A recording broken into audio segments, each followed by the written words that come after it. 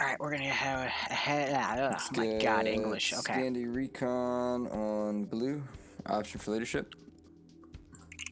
Start updating commands. We will pass. Ha. Bravo, please. Halls. Y'all are up for. Go for Halls, what'd you say? Y'all are up for. Oh, what I slot blue for, I'm sorry. Hey, you're fine. Let's get AA on blue 4.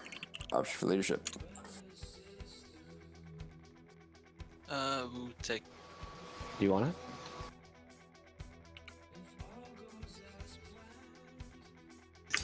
Let's put 1RW on op 4.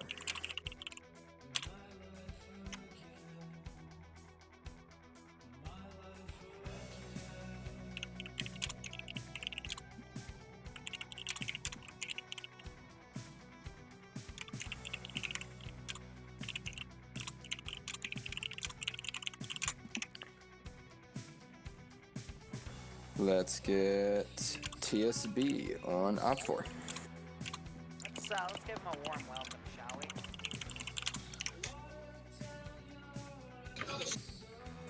SOG on blue 4. What the fuck? Down to Charlie Squad SOG. Stand by, Marcus.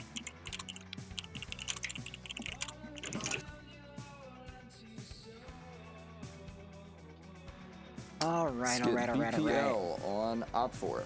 Still updating commands here. Just give me a hot second. Don't think guys. Blue 4 has... Let's get EVETs on blue 4. Hey, Zetterberg, can you move? Go Charlie 2, boys.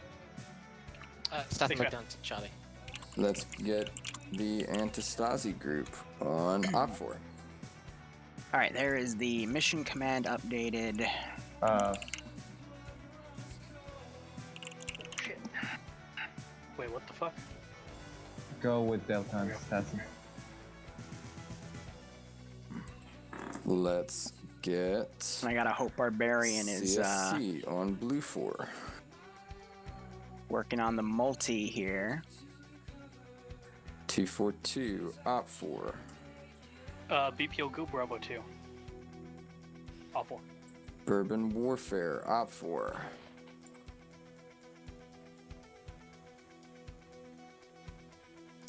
Cadian blue 4.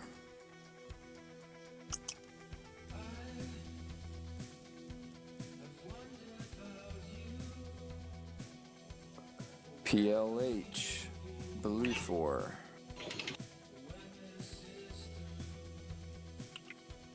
Thirteenth op 4. Alright. Let me make sure I got everyone going here.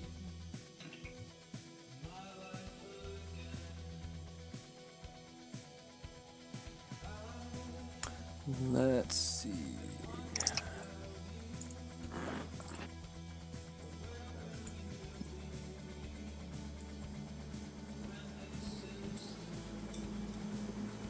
Send it, go team Do I 6. have a community that Wish it was has not been September slotted? more often frown. Okay, so Prazi isn't gonna be streaming, All right. so I'll If take his you name off the are list. An individual player. Slot up on blue 4. There we go with that. Wish it was September more often. Yeah, I do too. But thanks for the resub OSH for 5 months. Hope you keep enjoying the operations, and I hope you get a kick out of this one too. And we'll see. Is there a minimum required experience to join C0 Ops? Oh, No. shit, there's a shit ton of you. Okay. I still got one more coming, Greg. Snow out. Let me have you all. Let me have you go op 4 Snow. Wiki go op 4. Where's And Barb? can I get 3 other individual players to go op 4? Coming in for op 4 then. I'll just be in the server in a minute. Echo. So I was taking a quick dinner break and hoping Barbarian would get it. Can you take the map, please, instead? If you're in that Echo 2. But this is just us trying to set up the multi.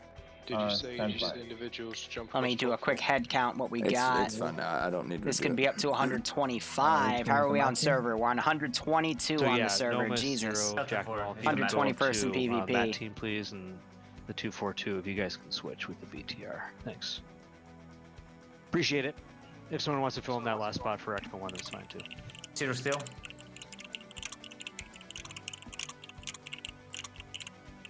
Alrighty. Real quick, bridges go down to Alpha 2. Cool bridges come up to Alpha 1. Alright, I guess I'll do Barbarian's 60 seconds job. on the clock. Halls. Get your platoon together. Alright, Pickles is streaming, aka Pads.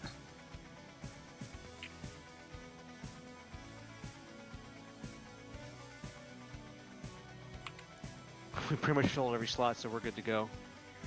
Alrighty, 60 seconds on the clock. Bassbeard, get your platoon together.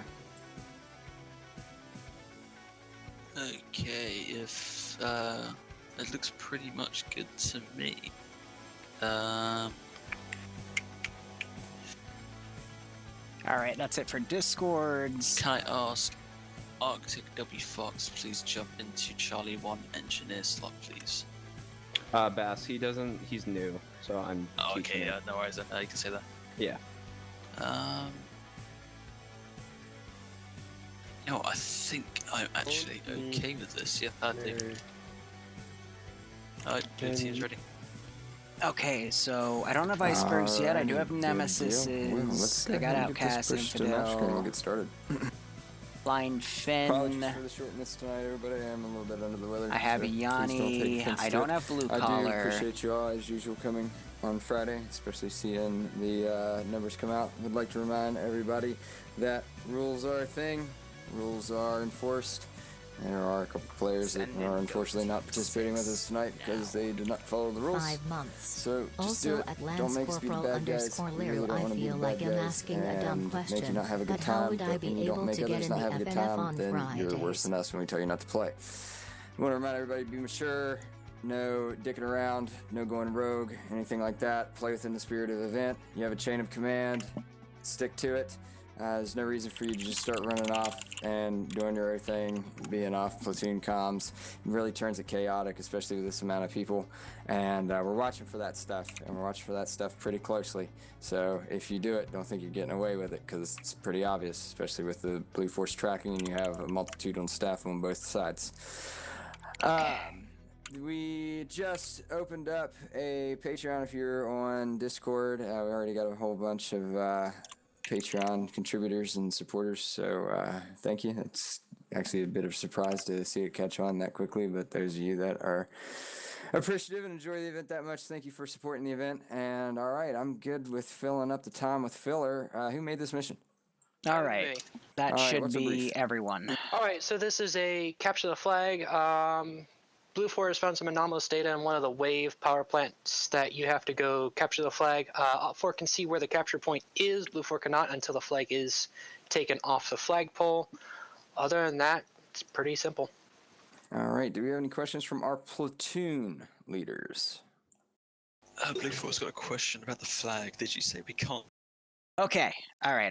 That was M2 fonts finishing up. Let me think about what I want. You know what? We'll just loop M2 fonts for round 1. Screw it. All right, how is everyone doing? Conundrum, I'm doing all right. Hopefully you're doing okay. Nesses, thanks for the 5-month resub. Hope you keep enjoying the ops. Hope you get a kick out of this Friday Night Fight stream, and hope you're enjoying everything. Dumb question, how would I be able to get into FNF on Fridays? Adriano already did it. ! FNF, Discord link, and everything is there.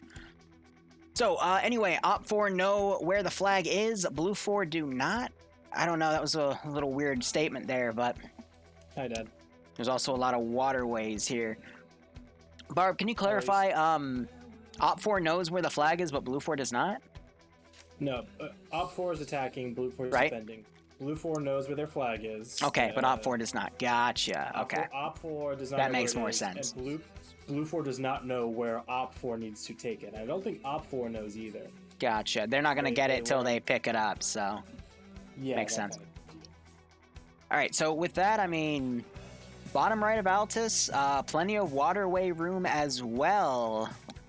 But, I mean, just a simple 50 cal setup on the southern bank will stop something like that. Yeah, that southern ridge, just looking at the map, that southern ridge with all the wind plant or turbines. This beautiful player count. Looking over Silicano rather. That should be a good fire team up there will be able to overwatch most of the AO, I think. There's about 125 people playing this one too. It's gonna be messy. Oh yeah, like but the bigger than it's ever been. I wish I could say that every night. Jesus Christ. But no, I mean like the server handled EU really well. We had about 120. We had a whatchamacallit? We had 120, 110, and 100 for rounds 1, 2, and 3 respectively. So it was pretty good. Oh, short save start, 12 minutes. Yep, 12 minutes. We have some stuff. And Turtle, thanks for the 2 gift subs, my man. I hope you keep enjoying the ops. If you got a sub from Turtle, make sure you thank him. But I hope you get a kick out of this one and keep enjoying yourselves. What the hell are these things meant to be anyway? Just buoys, right? What do you mean? These are wave buoys. So they basically keep data of waves when they go by for scientific research. I also love the smoke effects they put on the trawlers. That's pretty cool. And they also have them being towed in as well, though the southern one has it kind of clipping downwards, but I mean, I won't nitpick too hard. It looks good. I like this. This is actually pretty damn cool. Yeah, and plus with all the extra fortifications, they're not marked on map, which I think that they're wanting to do that more often, just so people can take other things just from the map. But oh, these trucks. What are these like gun trucks from? Holy shit. Those are SOC. Fuck, what are they called? There's a certain designation for them. I had to deal with them in CC07. But it's basically meant to be like a triple R truck, but with a 50 cal on top. Yeah, it's more of yeah, fuck, it's a marine thing. Well, that makes sense. Marines do fucking stupid things. But yeah, Mazi Bay, this whole Blue 4 area. Yeah, looking over at that ridge. There's actually so I'm gonna edit this. I thought those were MRAPs. Oh, whatchamacallit, a template. But like 215059. Also spell my words right. Capture and while. 058. There's just a little compound out there that actually isn't that as advantageous a position I thought. Yeah, the multi is good. There's a lot of perspectives tonight for you guys. It's looking like about half a click, give or take, from the flag itself. So yeah, we'll be able to keep good eyes on fire effectiveness, and that'll vary based on who they're shooting at and what with. But otherwise, it's relatively flat terrain. Relatively flat terrain. Crests and hills, some ditches, that kind of thing. Sorry, Whale just posted me and not you. Well, Whale's banned, so Lamau. Anyway, we got 2 rusted out bases because he rammed last week, but we got actually 3 rusted out bases for a perimeter, and then we got an internal tower, and then we got we got another base, and then a pretty cool interior. I like how the flag's hidden in the hangar.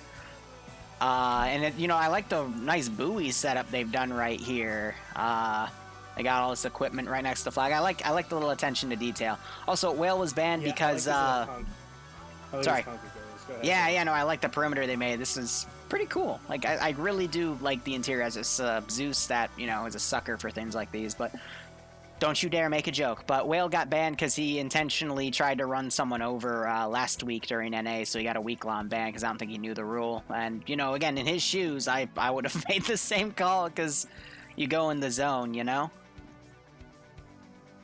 Yeah, it just, key to the moment, everyone makes mistakes. We're only human. I don't think it was malicious. He just came on my stream and said intentionally succeeded.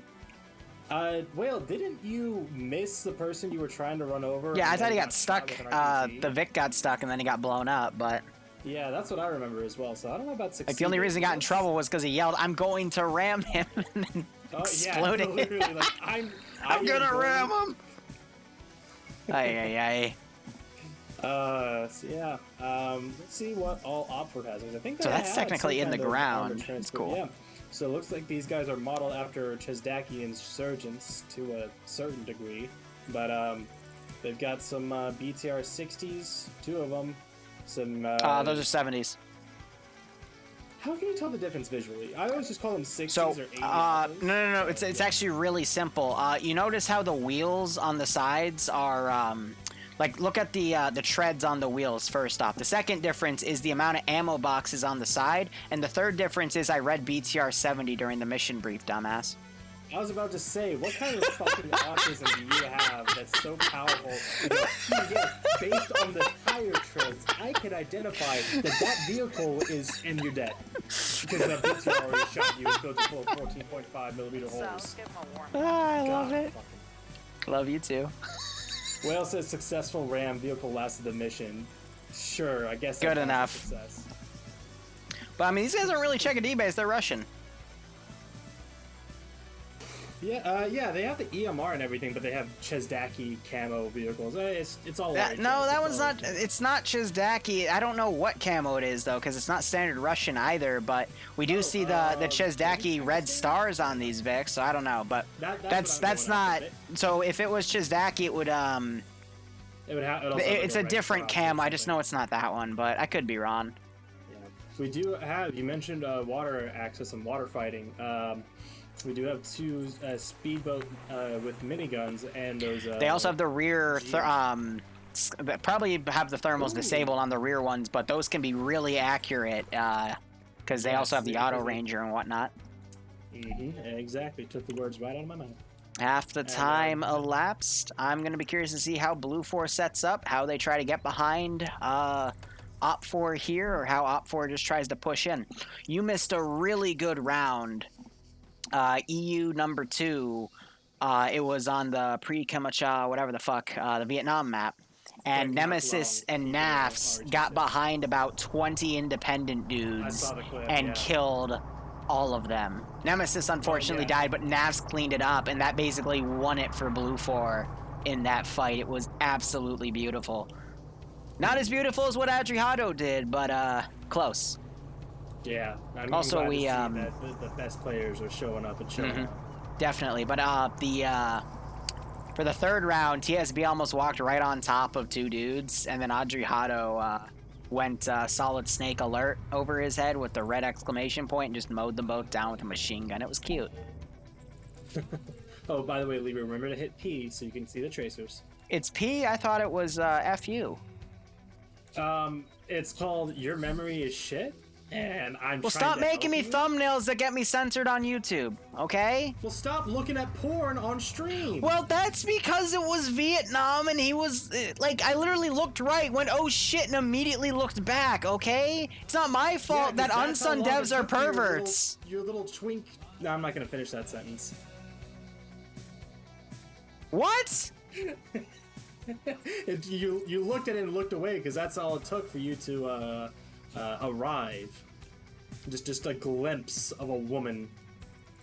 Barb, can you play next round so I can watch you get shot up by Scandi Recon, please? Sure thing. Alexa, thank play you. Despacito. No, copyrighted music, my only weakness. Despa. Shut up. Okay, so here's the deal. Let's look at TSB is Op 4. They're mounting up in a speedboat minigun. I'm looking for Scandi Recon right now. Scandi Recon is Blue 4, and they're mounted in... We have 2 different now. Yeah, there's 2 different factions now for TSB. It's kind of funny. But I'm also seeing Potato FC. He came in as a solo guy. He's one of the newer TSB guys. He's also Blue 4 under B2 under the bottom group, so...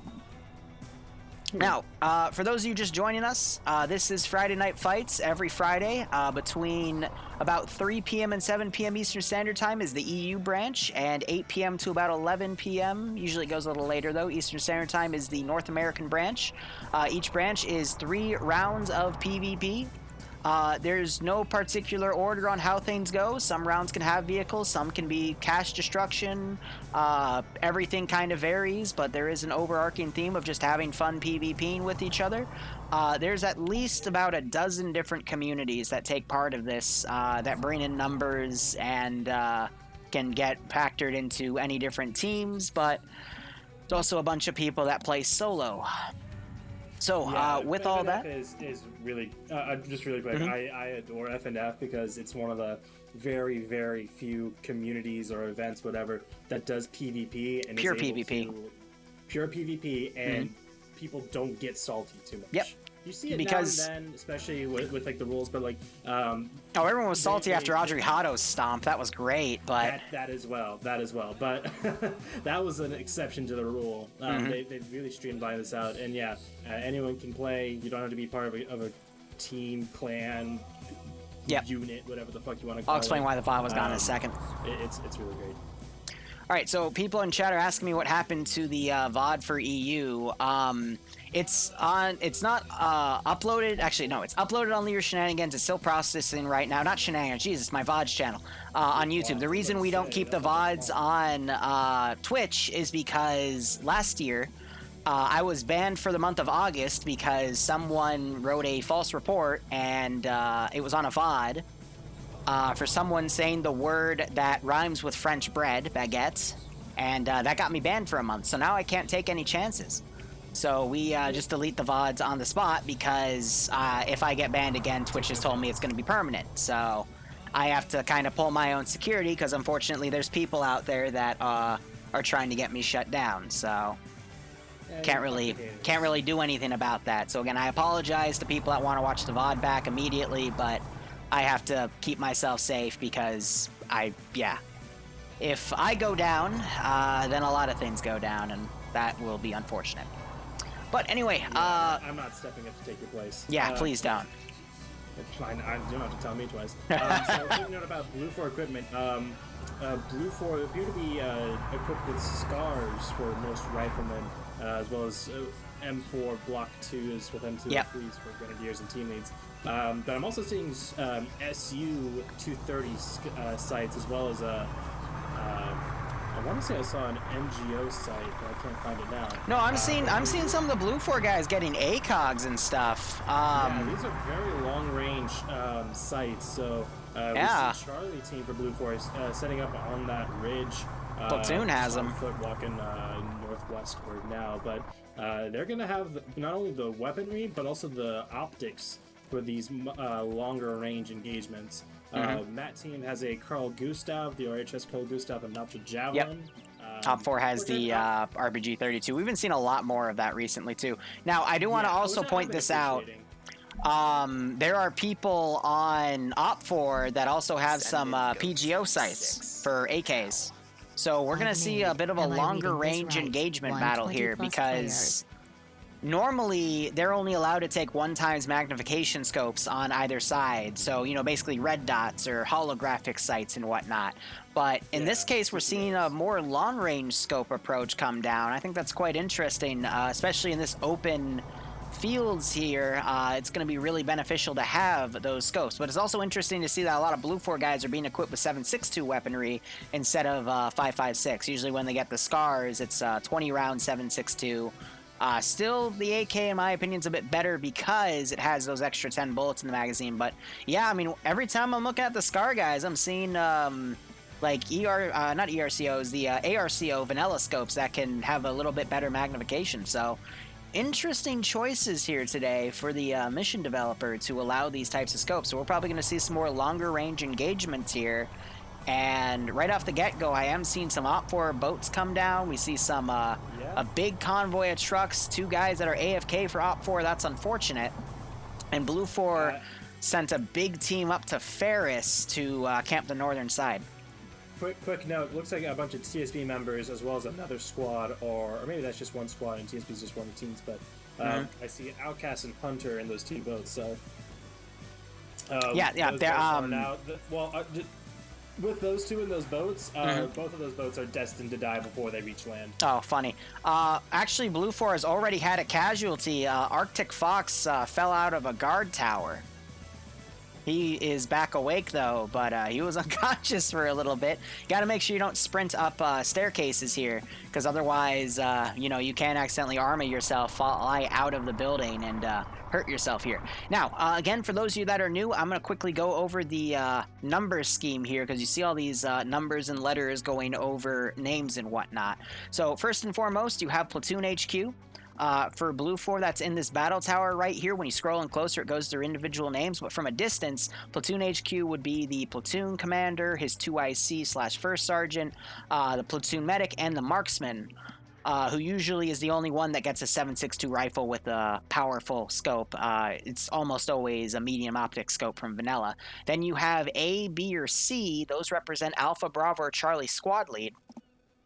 And then you have A1 and A2, B1, B2, C1, and C2. Sorry to interrupt you. Yep. Severe down to the south. He is open up on those boats. He's spotted those with the truck. Yep. To our truck. Yep. So that gambit's been spotted, and I'm gonna keep an eye out for casualties. Yeah. So that truck's gonna follow them. They're gonna have to return fire to try to wave it off. That's probably why they went with the open top trucks, because it makes the gunner more exposed, and they're just gonna be spraying at each other here. But the boats do have the fire superiority here, because each one has two 50 cal machine guns, and we're already starting to see them fire back. But as I was saying, you have Alpha 1, Alpha 2, Bravo 1, Bravo 2, Charlie 1, Charlie 2. Those that represent the individual teams of a squad. And it's about 6 people per team, give or take. And then you have Delta. The D is going to be the squad lead, giggity. And D1, 2, and 3 represent machine gun teams, which are 4-man teams of a team leader, the machine gunner, which for Blue 4 is usually a 240 Bravo, and for Op 4 and Independent is a PKP. And then D4 is the MAT team, also known as the AT team, which can either have a Javelin or an RPG, reloadable, or a Carl Gustav. It depends on the mission maker. And then additional assets you might see, if you ever see any Fs, those are, E's are any crewmen for vehicles that are dedicated, like 117s were used a lot in the EU branch. And then F are pilots. And I don't think I've ever seen anything past F. No, though they are thinking about adding that if they maintain these numbers, yeah. Yeah, if they maintain these numbers, they're going to start going into... Anyway, golf, Sai, thanks for the 30-month resub. Yeah, yes, we have about 126 players on the server right now. In the alphabet. It is 1 life PvP, 4-3 rounds. On that south side with Severe and Jane Saunders, great name. This is everyone. They're just kind of... If I were to go into the TFAR channel right now, I can get you an accurate number count here. There's 121 people on the server that are actively playing.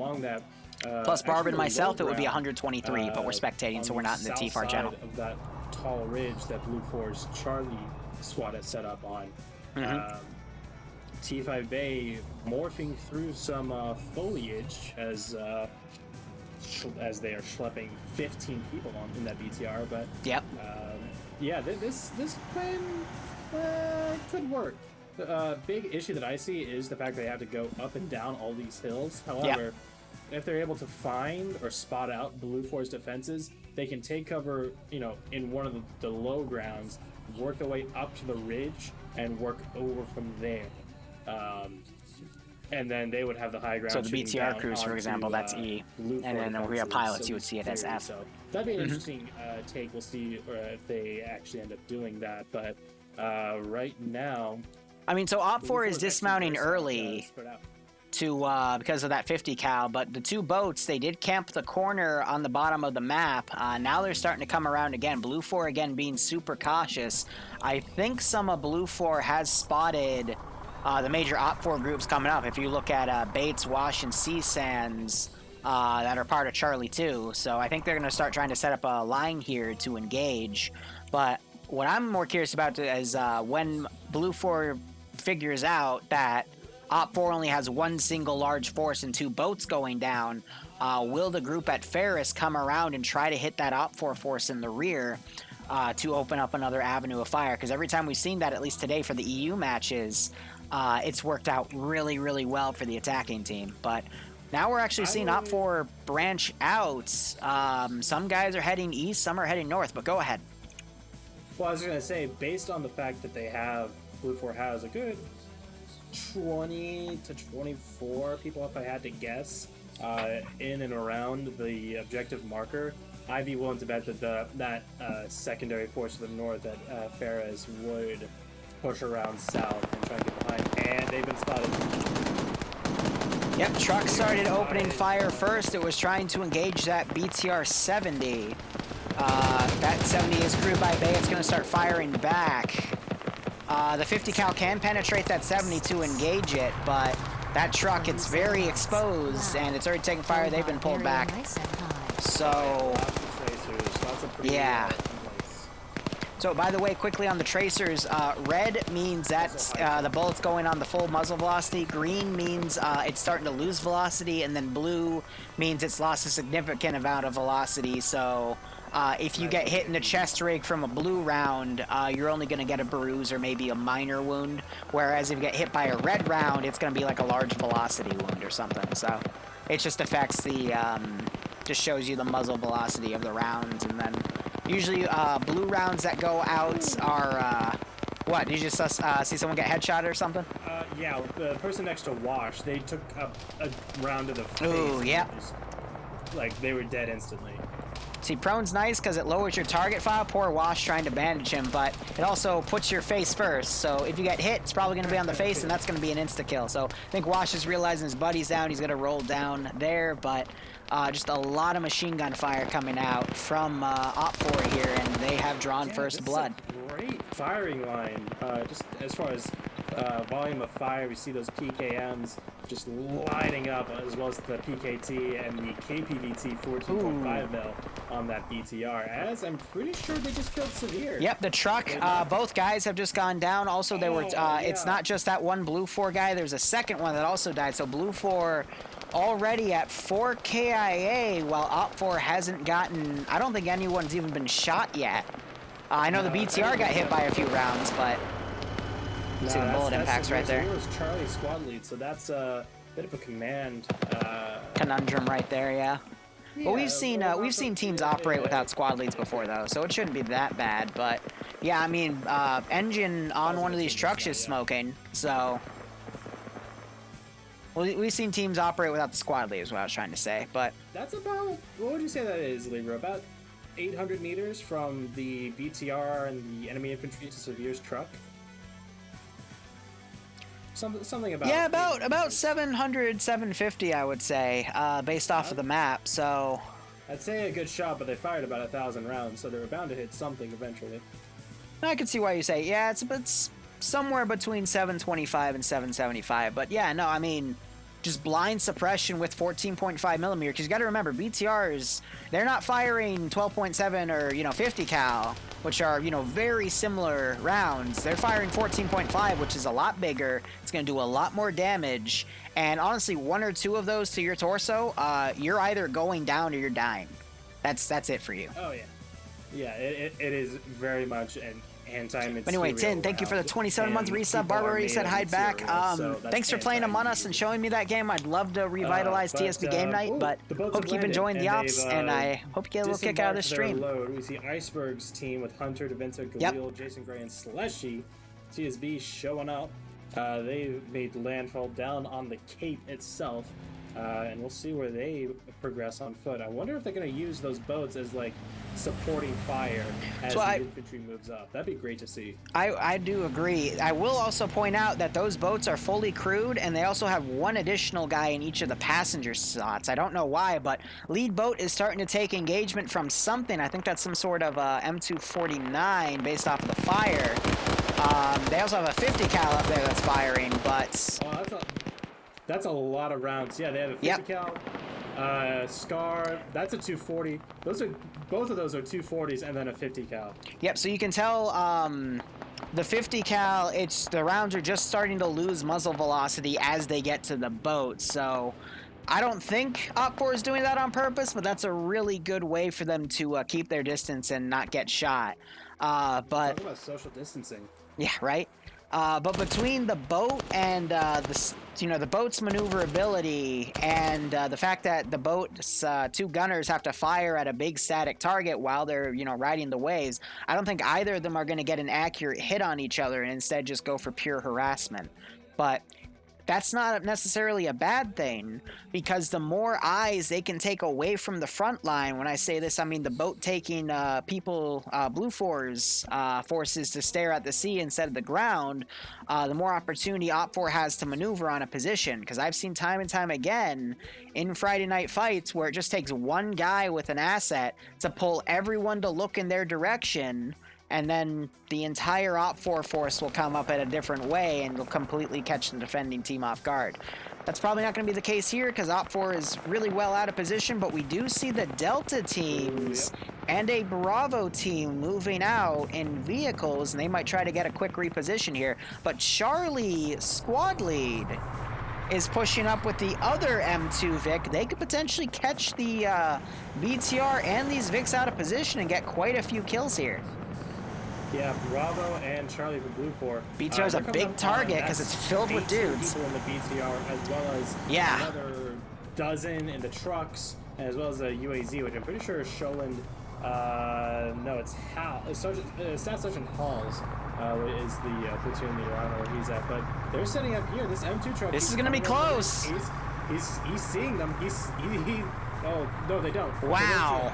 Didn't even see the smoke trail. If that 50 cal were to turn around and start spraying at the BTR, it would struggle to not find a position where they'd at least hit somebody. How have no one spotted anyone? We see this time. Hold up. M2's turning. No. Oh, wait. No. We see this time and time again. It's the fog of war. People will be right next to each other and never notice. Humvee must have spotted them. Oh, yeah. Must have, yep. Iander, nope. Maybe? Nope, Iander's pulling out his AT4. Yep, they spotted him. Spotted that force. If he were to wait, he could see the BTR to his right. They need that M2 to reposition right away. But I think it's pulled off, yeah. So it's going for a flanking attack instead. We're seeing, it's still got 17 souls on board, so yep. That's 2 squads or so. It's out of the fight here, though. It's continuing to push around. I find it a little funny that the BTR, which is the fire, it's the support asset, is leaving these infantry to die because they're downhill. Yep, and, this is... Meanwhile, that truck is driving up behind Op4's line here. It's just the M2 guy can't seem to aim properly. There we go. Now he's going to start spraying behind. Gets a kill on the spot. Oh shit, that went up all on itself. And yep. There's the BTR over there. Nope, that's a mistake. Gunner's dead. Twig King is also under a heavy fire. He's going to be he's about to get shot. We're seeing a lot of bullets impact on his arms. He's trying to pull away now. They did get 1 kill, but honestly they needed to get that kill and then maneuver because that gunner was super exposed. So I think that's a bit of a mistake that they left their other infantry group behind when they could have just used that 50 cal. If they just sprayed into that BTR, they would have gotten so many kills because of how packed that BTR was. Grenade going off, knocking 2 dudes out. One of them wakes back up. I'm surprised this fight over here with Blue 4 Bravo is taking as long as it is. And we're seeing that infantry now that is dismounted from the BTR. They're pushing up to the adjacent crest on foot. Yep. And they're gonna start firing on this team as Max, Valok, and Musaad. They've all been going down to a GP25 fire. Yeah, they want that's to unfortunate. Around their favorite rock, so they're all down and looking rough. Although Valok wakes back up. Disregarding that though, few casualties in the valley for Red 4, but I'm not seeing dead bodies, just downed or injured bodies. Yep. And honestly, Red got out of this pretty lucky. This was a very open area. If Blue 4 had spotted them 10 seconds earlier, there would have been a lot more casualties. As that enfilade fire is coming in from Red 4 Bravo onto this compound. They've taken the guard towers and everything up there, but Potato gets gunned down, caught out of position by that enfilading fire. Red 4 is picking these guys apart. Iander gets picked off. Iander goes down. Yep. Now, a lot of these Blue 4 guys, though, have ARCOs and whatnot, which offer a little bit of good magnification here. So, as long as someone like Nafs is able to still poke his head out and get some licks in here, they can still fire back and do well, but now that BTR is pushing up, and Yander's back up, but will he be able to make this range of an AT4 shot? He claims he is the AT god. I want to see it. It's about 200 meters. I don't know if he has a rangefinder or not, or if he'd be able to just guess it. Yander, he's the AT god. He should be able to guess it. You just want to see him fail. You want to see him... No, I want to see him either make the shot and I get content, or he fails and then I don't have to call him AT god anymore. Also, Night Owl is coming up and getting a triple double tap here, even reloading, but he's going to get 3 free kills. That's nice. Well, we're seeing these guys, I mean, Yanni, I love the keyhole he's doing right here. And that was a near miss. And there goes Potato. He dies to the BTR 70. But I don't see any other AT that Scandi Recon can utilize here. So at this point, they need to focus on kills. Geez, there's 5 dead bodies up here on this hill. Op4's on, so... To me, Twicky, who had that M2 triple outfit, he actually survived and is moving away. He's pulled back, but Op4's captured that M2, and now they're firing it up at that compound along with some other elements. So this 4-man team doing a lot to stall, but let's see, Yanni at 4 kills, Flying Finn at 3 kills, Naf's on 1 kill, Eander on 1 kill. We have a guy named Jello still alive. He is also on 1 kill. I mean, these guys... they're getting a lot of good kills here.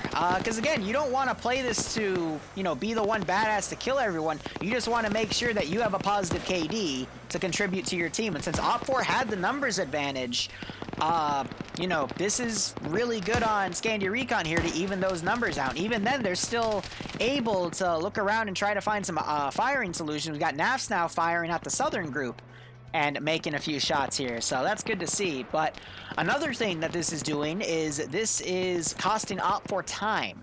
Now, so far all of the rounds in EU were 50-minute, so it's already been about 15 minutes here. Blue4 might be able to stall this out for another 10, maybe 15 minutes as well, and that's just going to leave Op4 with a lot less time to maneuver on. However, Op4 does have that TSB team that's been deployed on the little peninsula tip, so we might see them try to move them, but Blue4 is still heavily entrenched in that original position. Yeah, I'm wondering if the Scandi Recon is words are fucking hard sometimes. I wonder if Scandi Recon is going to be able to break out of this pocket. Yanni tried to find some AT. He's taking shots from a member of Platoon HQ. He doesn't know where they're coming from, and he dies. Lucky headshot, and he's dead immediately. Yeah, their chances are getting slimmer and slimmer. The more bullets they take, just means that they're not going to get out this season. They're surrounded. Pretty much. They still have those Humvees, but they have to expose themselves to get to them, and those open 4-door Humvees... I think it's interesting that the BTR has been pulled back, though, and instead it's being used as side security, I guess in fear of AT, because that one AT round came close by. So, Blue4 at least being able to bluff that BTR to stay away. We've seen some boats, or the boats... yeah, the boats are still harassing the beach. Yep, exactly, harassing. That's the best way to describe it. As Op4 just demoed the empty truck. I guess opting not to use it, but yeah, both BTRs, at least T5 Bay's BTR is staring back in this compound trying to find a firing arc here. But yeah, I would just say Blue4 needs to hold this and try to get any licks in that they can. We have Eander watching the back entrance here on the western side. I hope he doesn't blue on blue Twig King that might come up. Yeah, this is not looking good for them. I mean, it's costing them time. The longer they stay alive, the more time expended, obviously. Yep. But this is the entirety of Op4's force, minus 2 squads. Jello's running up in the compound, taking fire, but it is just close suppression. Oh, yeah, he gets through. Very nice. We might see Twig King actually go down the valley and maybe get a kill or 2 here, but it looks like Op4 realizing that this is just a distraction. I think they're trying to reposition and move in, especially since they have taken so many casualties up on this hill where Vormulk is bleeding out and X-Tech is trying to crawl down. Yeah, this is, I mean, I don't think there's going to be more action until Op4 deals with this little pocket that they have. But the entire southern flank of Op4 is now pushing north to try to deal with this compound. So, if anything, not only has Scandi Recon gotten a good amount of kills, but they are costing Op4 valuable time here to get the objective done, and that in itself can make or break the entire round. Yeah, we've had, in addition to safe start, we've had about 20 minutes or so of game time, and they usually take, you said like, what, about 50 or so? We'll see a 15-minute warning before time is up, but other than that, I mean, it's going to take time. If this southern force for Op4, they're pushing north, and they, depending on how far they push up, they have that BTR, but it's going to take time for them to remobilize and move down southeast along that ridgeline again. Every movement is going to take more time to go back the way they came. By the way, both sides, real quick, have had 13 KIAs even. So it's because... Yep. Go ahead.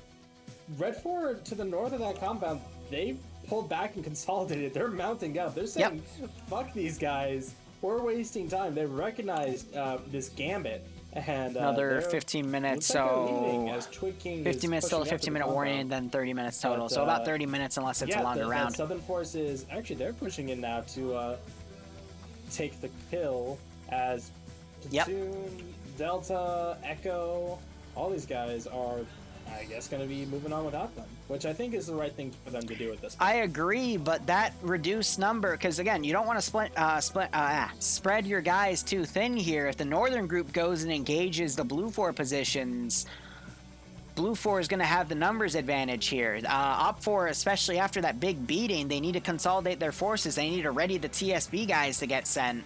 They need to do something, because right now the clock is just getting eaten as infantry are choosing to maneuver. Honestly, I think T5 Bay could have just mounted up all those infantry and driven up a little closer and dismounted them, because again, every second that's ticking here is going to get Blue 4 more time to win. But speaking of this, Blue 4, Scandi Recon, they're dismounting. I think they're going to try to mount up in this truck and get out. Yeah, looks like they're making a run for it as Iander and possibly Twig King are coming up behind. No one seems to be watching them leave, which is honestly pretty funny to me, at least, the fact that they're able to just kind of walk out after that entire firefight. So I think Iander was doing some recon for their route here, because you see him running out. Yeah. And almost getting hit by his own Vic. But I wonder if Twig King is going to be picked up by this team. Nope, he is going to be brought off. Doing recon. Yep. Which would be smart, especially with that LR. And just in time, as this massive Op 4 team starts pushing in again, it's eating away the clock. I love it. I love that Scandi Recon is able to be mobile like this, inflict a shit ton of casualties, and instead of trying to play Alamo, they're going to try to do something else tactical to get behind the enemy and give more black eyes here. It's like what they say in the Imperium, 99% casualty rate, objective complete, and that's the 15-minute warning. Yep. We're already at that, which is honestly surprising. That's a quick round then. But yeah, Op 4, 15 minutes to... I think it's 15 minutes for them to at least touch the flag, and then as they have the flag, sudden death will be enabled. So I get why they have the shorter time here, but... Wow. Yeah, no, Op 4 needs to figure out a plan. They got 15 minutes to get into this AO. They're trying to reposition to attack from the north. And TSB team has been picked up by the boats and are being repositioned. But I think that's because away. Alpha Red 4, they took too long getting down to the south. Mm-hmm. So it's the TSB guys, and I say this with complete sincerity, I think that they got fed up with waiting, and they just decided to go on and try another plan, because they obviously weren't getting the support that they were going to need to take on this compound. Not without Alpha, not without that BTR, they weren't going to be able to do anything except die back time. there. Mm-hmm. But, I mean, at least for now, Op 4 that are back at this little cop here, they need to get mounted up in that BTR and continue to push forward, because their prey has eluded them, essentially. And it seemed impossible for them to do so.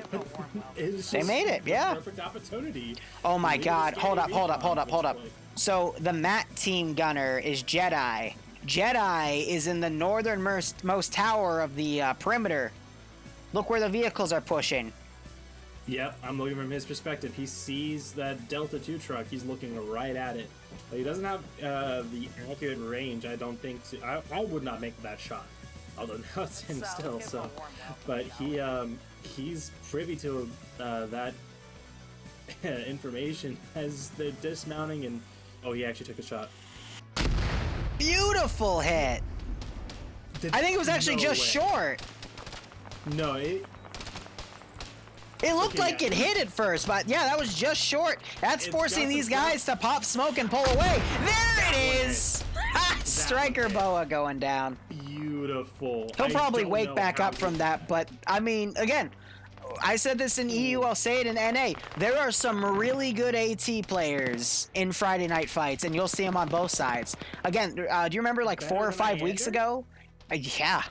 Don't you remember that AT shot at the MRAP like 4 or 5 weeks ago on that NAP operation? RPG from like 400 or 500 meters away. It was beautiful. With an iron sight. With a fucking iron sight. Just goddamn. I mean, you gotta also consider that that Carl Gustav is also only an iron sight, and that was what? No, it has a scope. Does he? Oh, he does. Okay. Usually he gets only an iron sight, but yeah, you're right. It doesn't have any markings looking down it as far as like, you know, visual range finding or anything. Mm-hmm. It's just like the it's just a magnification scope. Magnification and, you know, hey, rocket goes here. But, so it's still a good shot. It just, you know, lets him see a little farther. But we have the other Delta team, Vic, coming up. Yeah, it looks like... Oh, yeah, definitely. That was a big shot. So, yeah, we have 2 more trucks and that Jedi's BTR. whipping it out again. I was about to say, but he should try and wait for that BTR. I don't think No, he's too good. So. He's too good. Oh, an evasive maneuver by that Gaz. Madsy bailing out. And putting some shots up by Jedi, and the vehicle is now driven all the way up. It's dismounting. Frost is right there, though. Starts getting some suppression, gets a kill, but trades with them. And Russian Fury getting that, and then he goes down by... Yes. So the tower to the south, they were giving some Overwatch, it seems, but... Whew. Fortunately, Penn just disconnected, and now Jedi is alone. Lap is SZ fall by PDO. Chernaris 1235. Oof. Make sure you load the right mod set when you join it up. Now, if Jedi were to look out right now, he could get a really easy shot on that BTR. I'm not sure if he hears it from up here, though. If the TSB team on Red 4, if they look left, they would see a full Blue Force squad near their position. Also, one of the guys in the boat jumped out. So who did? That was Gors. Yes, Gorski. Russian Fury now coming up. Oh, Jedi's whipping out the AT. Oh, no, he's being a cock tease. Oh, he's whipping out the AT. I think he's serial this time. Nope. Okay. Well. Yeah, there's fire going on all sides here. He's trying his best. TSV getting engaged by Serby here.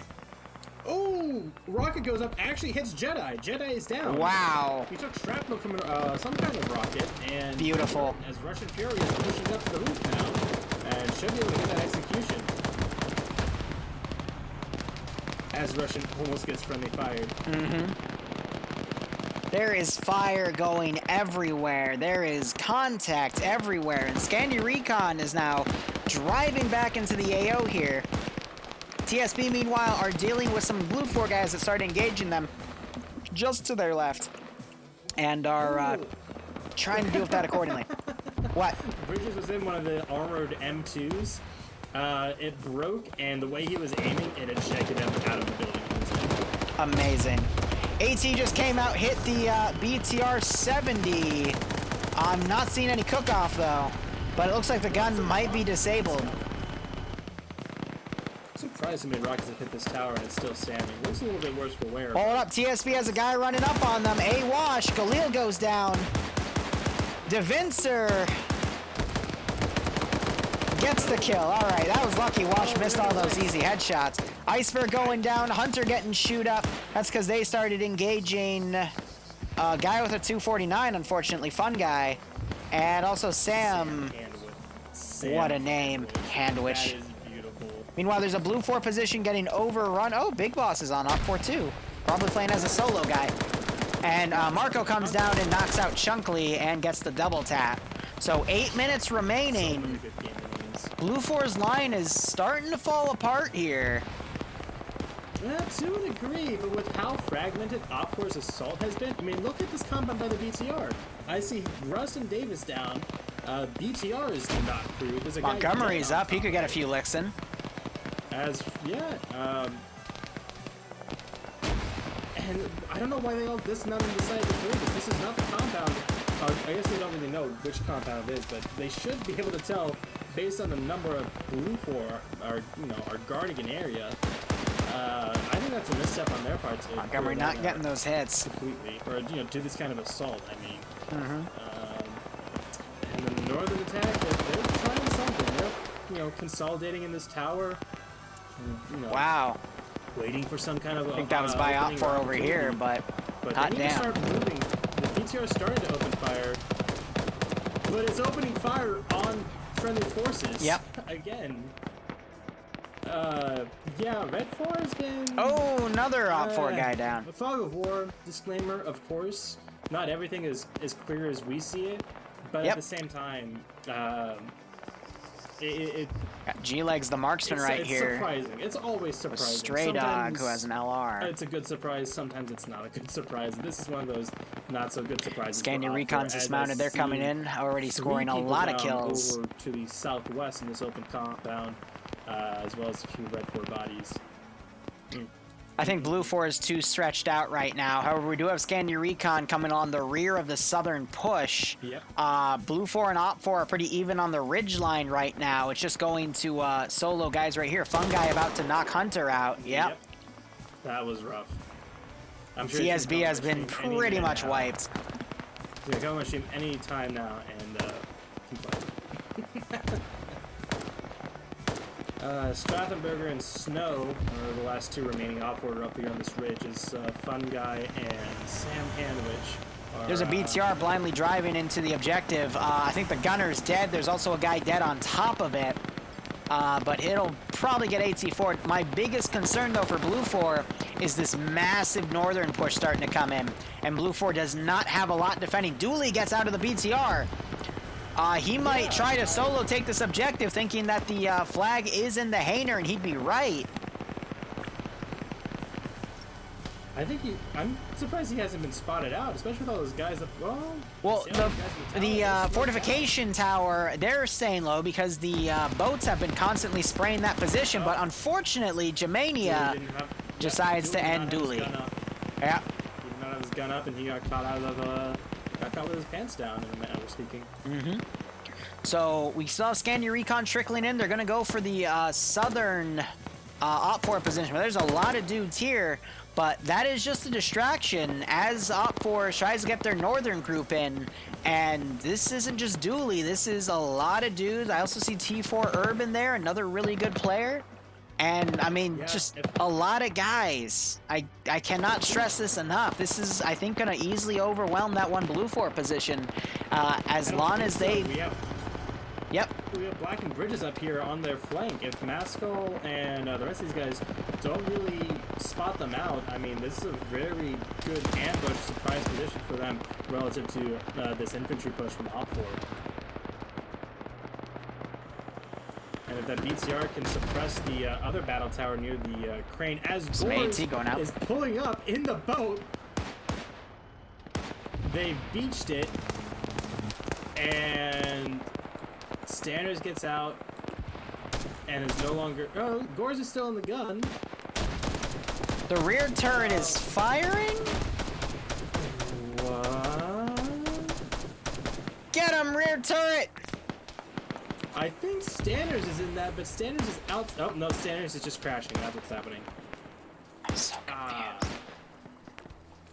confused. You see that too, don't you? I think the boat is haunted. Oh, wait, no, my mistake. This is Russian, what's it called? Matrix technology to dodge headshots. Easy game, yep. And, oh, he's still down! It wasn't enough! It wasn't enough Matrix! Neo, you have to still dodge the bullets. You can't just wiggle about like a fucking wacky, waving, inflatable arm tube man. Oh my god. BTR just pushed up, got a kill on some dude in the medical building. But Blue 4 is now consolidating guys to defend. 3 minutes remaining for Op 4 to at least touch the flag, but I'm not seeing all the Op 4 numbers. Where did the Op 4 numbers go? There was a bunch on the beach. Like, did they die? They had to. I don't know where they are. I see 2 bodies by a broken out truck. There has to be more though. Yeah, Chub is actually able to push up to Black's position and. Oh, so the marksman for Blue 4, it's set up on the southern side. I'm gonna quickly check his kill count, but he might have been able to. I just saw one of them drop T4 Herb. No, that was Legs. He has 0 kills according to what I'm seeing. Interesting. And we just saw a Blue 4 guy snipe out a guy that was about to execute Black. So, immediate 180 here. We have 2 minutes remaining. I don't think Op 4 is going to be able to touch it. No, and there's still this huge group down here by this blown out compound here to the southwest. And yeah, but they're being suppressed by Scandi Recon. Yeah, Scandi Recon coming back into this, very surprisingly, but they are making a difference yet again. Yeah, and I think between the time they spent just staying alive, now, oh, I say that, Indigo Fox has pulled up. Yep, BTR is pushing up, trying to pull security here. Patriot trying to go out to get some shots. He gets wounded by a machine gunner. Oh, I didn't even hear the shots. What the fuck? There is no AT defending. Is my internet dying? No one has AT. That BTR is free reign. There should be someone with an M203. Well, yeah, but that's not going to do much to the 70, because they only have HE rounds. They don't have HE DP. Well, something's hitting it. And that would be 203 rounds. 1 minute remaining. Op 4 needs to sprint to this objective, but no one is close by.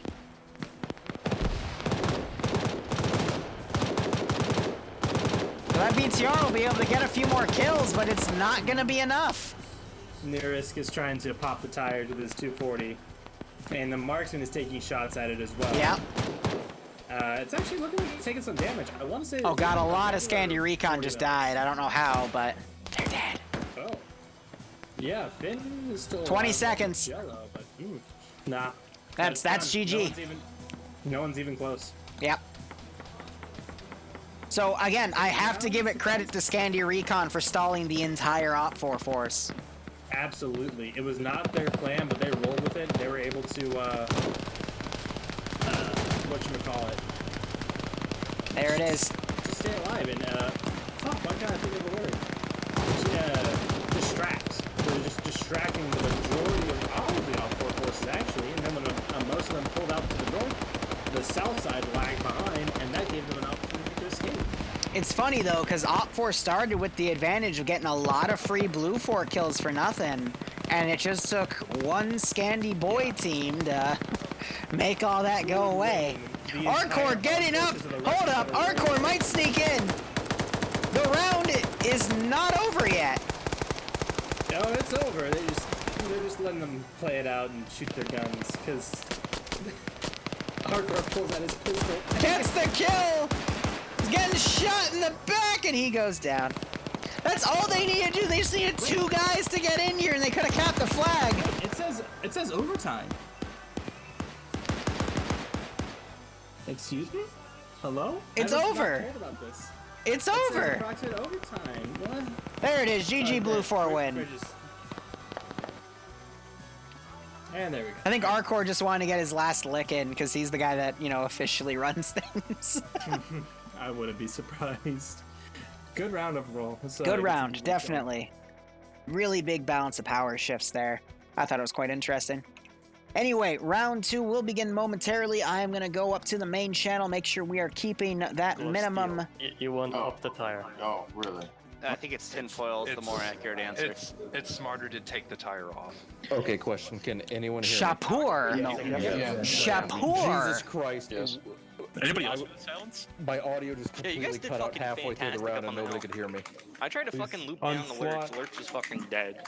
Shapur is a very tiny map. We worked. I mean, all we needed to do was hold them off, and we did. Jesus. Alright, break. Can I get community leaders to post their numbers? Stand by. Okay. Who the fuck is typing? Meat, shut up. You're double transmitting.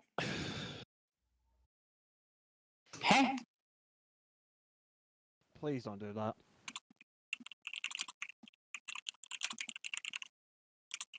Mountain, you here? I am. Awesome. If you didn't come back, I would have spawn camped your house IRL. Wow. As the mission maker of that last mission, I want to apologize profusely. I totally forgot that time was a thing and I shortened the match. That was my fault. Why is he so loud? Ancestors community, please message me if you're leaving. That is a drunk base beard win. I'm going to turn Boston down a little bit because he was super loud there. We're still at 126. Nice one, Dingo. I mean, you had the advantage of Scandi ambushes. I wanna take my false teeth and lick you up like a buttercup, Dingo. I want to cover you in pepper and sneeze all over you. Alrighty. What the hell? Papa Andy's coming here to stop the nonsense. Base Beard, you just hit 1.0. Congratulations. Wait, what did I win? You just hit your 1-to-1 ratio of wins and losses. Thing is, he was too drunk to drive in EU, but still sober enough to win in LA. No, you know, the more you drink, the better you become in platoon leading. Alright. Amen. I lost today.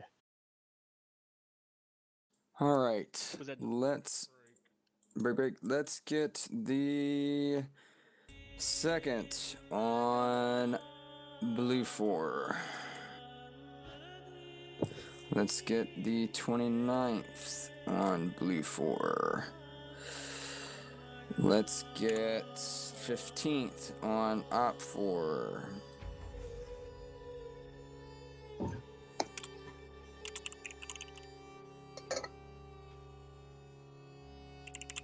Let's get Anastasi on Op 4. Twiggy, who are you with? Can you hear me? Yes. PLH. Oh, yeah? PLH Blue 4.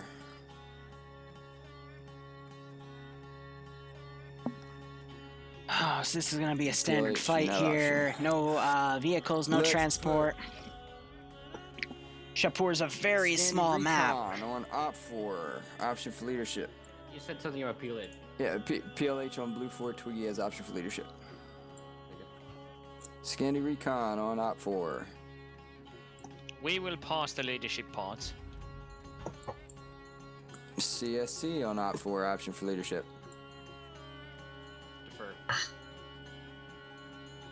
There we go, chat. Round 2 is about underway. Guys, if you do exclamation point multi, not multi exclamation point, you'll get a lot of ground POVs. SOG Op 4 option for You flip-flopped it. Yeah, SOG Op 4 option for leadership. What do you say, Ronald? Hell yeah. Let's get Barbarian is Vets on co-commentating Blue. with me though, but everyone else is gonna play on the ground. Charlie Squad boys. One But RW. if I know people personally, then yeah, there's TSB, there's Scandi Recon, which is just TSB2 Electric Let's Boogaloo. get TSB on Blue. So TSB is being put on Blue 4, and Scandi Recon Let's is get going to go AA Op 4. on Interesting. Blue. Let's get BPL on Op 4. Bourbon Warfare on Op 4. Oddball, can we grab Charlie 1? Now we wait. Yeah. Thank you. Let me get the Hey, Tootie, how you individual doing? players Yeah, Scandy is Scandy. on Op4. We're still seeing them take Matt, even though there's no vehicles. So they're just going to use Let me it get as shock weapon. 242 on blue. Plus, might as hell because Cadian there's on blue. 125 people 13th on the blue. server.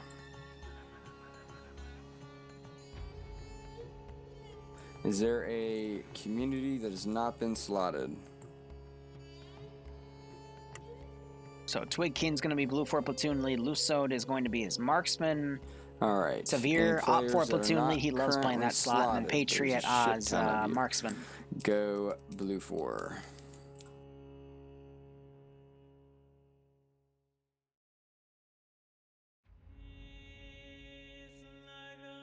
We are at server cap. I don't know that an advantage is possible to implement. That's awesome.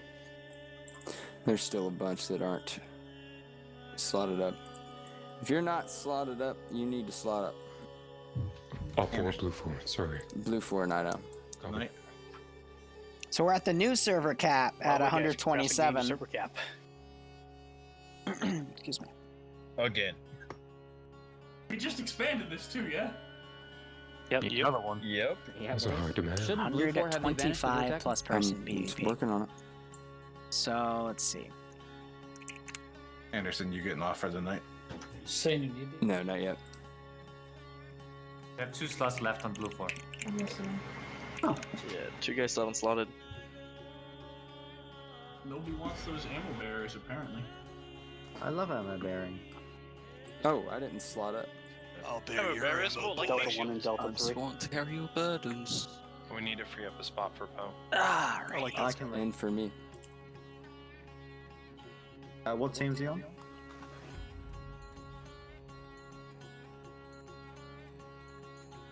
Is Huh. Black with us for real, or just... Yeah. Okay.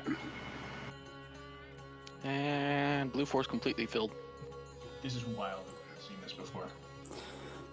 Hey, Poe, take the AAR and Alpha 2, please. There's still an AAR slot in Alpha 2 and blue 4. I can blue 4 if you want. Yeah, so it can't really be a numbers advantage. I'm going to take that out of the mission command. Alright. Well. That's interesting. Hang on, Archer. I need that slot for Poe. I see, where's Poe? Is he even on? He just connected.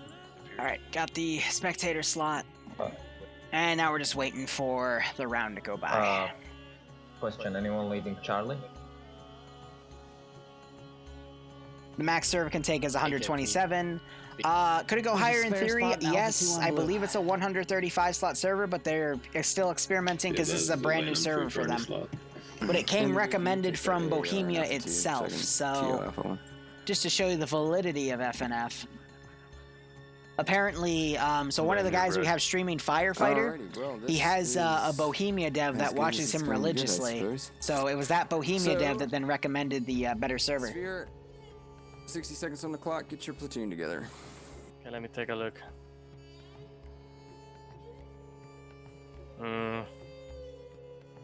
I mean, honestly, I don't think it's gonna get any better than this. Most of the slots are taken, so pass. Alright, Twig. I need everybody to D-slot. We gotta switch it up. No, we're fucking good. It's because they're full. Every slot. Yeah, It's a 63-person roster, and every slot has been taken. That is crazy. Poe, take the automatic rifleman in Alpha 1.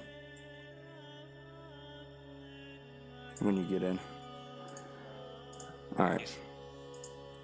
They need to make another, they need to make a bigger roster. Push your map screen.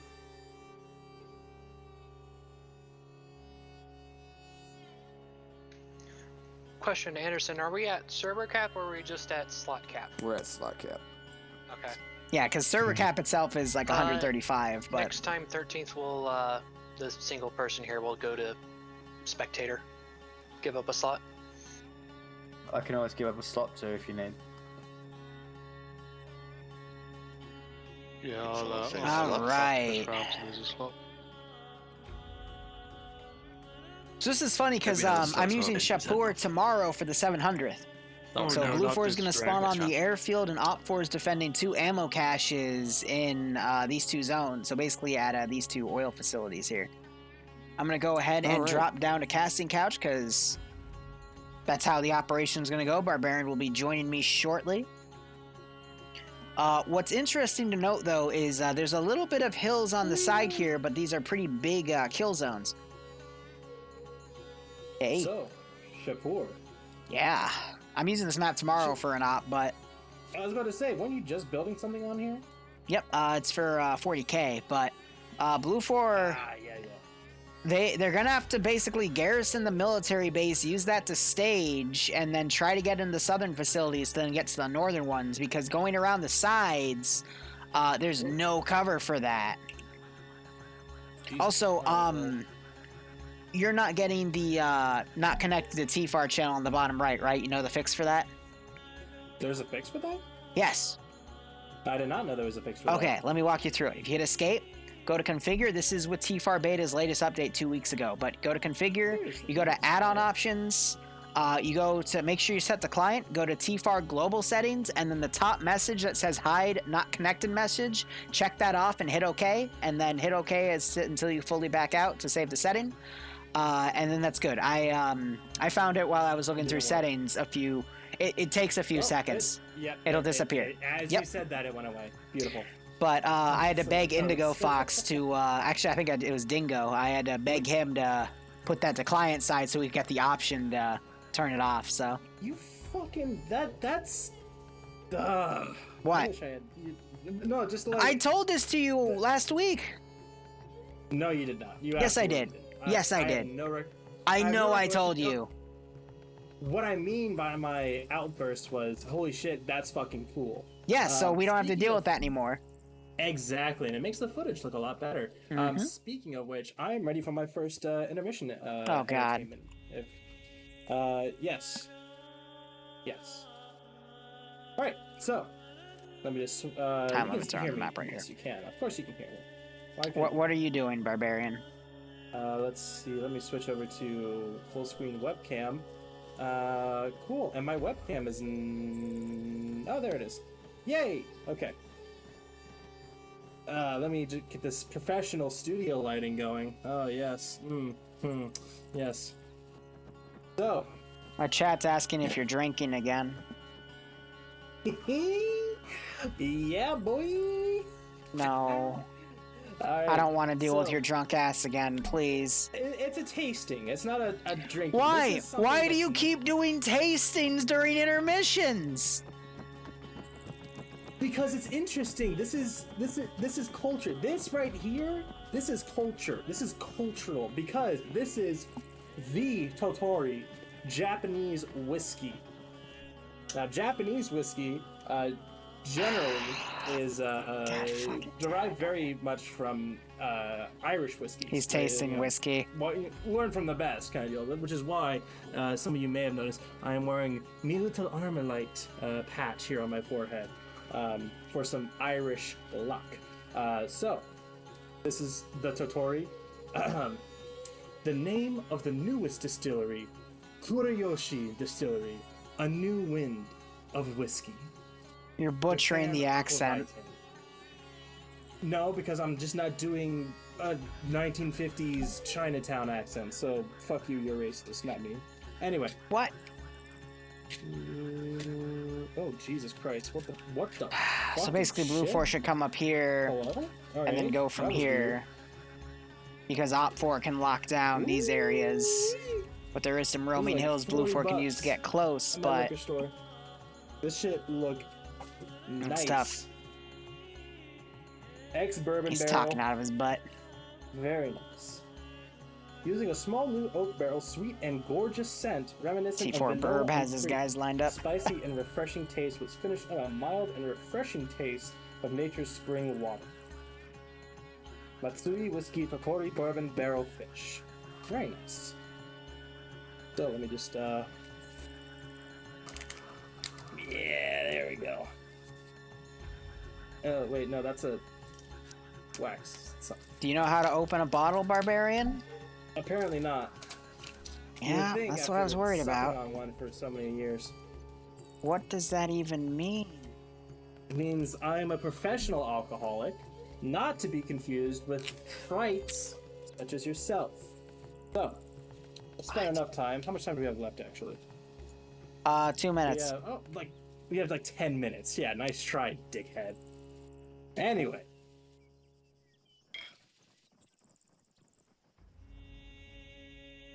We're making fun of you in my chat.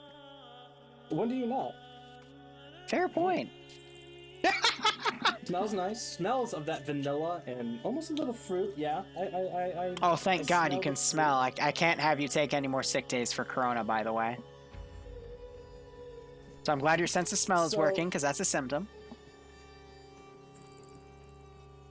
Death is about to be a symptom if you don't shut the fuck up. With what, your tiny hands? What does the side? You know you're just distracting me now, right? What do you mean? You're the one distracting yourself. Okay. I'm not really Tim says here. nipple This is reveal all line. in your I head. shall now reveal my nipple on stream. No. I think that actually gets you banned. Are you a isn't it? thought now? When have I not been? Well, you don't have the viewership to be a thought. That just means I'm like M's. Ooh. Ooh. That's warming up my soul. Holy shit. Tastes very light on the tongue. M's is warming up your Burns. soul? What? He warms up more than that, I can tell you now. Oh my God, stop it. We have a job to do. To tell these people how these 126 people on the server are gonna kill each other. And you're drinking whiskey on the job. M's has a job for me, if you know what I'm saying. I swear to God. But no, it's very nice. It's super light on the tongue. It doesn't burn the tongue, but it burns as it goes down in a very pleasant manner, which is honestly very impressive. Most of the times with something like Wild Turkey or something, American made, you get more with a burn up front and as it goes down. But this is pleasant to drink and it still gives you that very nice sensation. So what I'm going to do now is I'm going to add a little bit of ice and see how that changes the taste. Better be ball ice, you fucking weirdo. No, but I wish it was. That or a cube. A fucking cube of ice? Hell yeah. That shit's baller. So. Nice resonation. Oh my God, Op4 can see in the Good blue noise force of the spawn. ice moving through the whiskey and clinking against the glass. I think this is going to be very, very good. I swear to God, I'm gonna go pour myself some scotch for round 3. Do it. Please. Just, take care trying to drink through that fucking... I'm gonna get the blue label just to shut you up.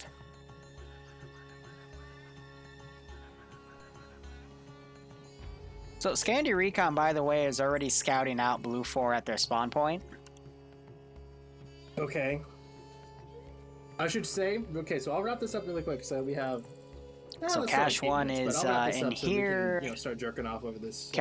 No. The ice Bad. completely changes this. It really mitigates a Got lot the other cache of down the there. burning as it goes down. Now, I wonder if and it Op4 is only completely going eliminates it up to front. keep that cache there, So and I then we am also have very them right impressed. here. And the flavor, because my thing is always been Pendleton. Pendleton whiskey is my hands down favorite. It's what I recommend to everyone. Okay. But this is very nice as well. The flavor is a lot more complex. Oh yeah, no, Blue 4 needs to be aggressive to get out of here, For but $40 since they're whiskey, going to be watched as they come then, up, they're going to then be really Pendleton. strapped for cover. There's probably going to be some kill But zones made, and Op4 is going to get it some doesn't, pretty nasty shout or killings scream here. at you. Very refined. They set up a bunker in here too. That's not Very a bad call dignified. either. This is something that I would pull out for an esteemed guest. I like this a lot. Especially the smell. The smell complements the taste so nicely. Ah, so good. Ah. All right. No, this gets a thumbs up of approval, and I shall now finish the rest of this. Knowing where that thumb's been, I don't really give it much credit.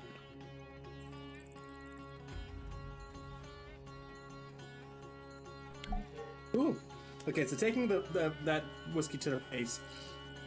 I'll Bill answer does questions in send a shivers second. down your spine. Barbarian's busy jerking himself off with his whiskey, and I'm giving him his moment because I'm a nice guy. Very nice.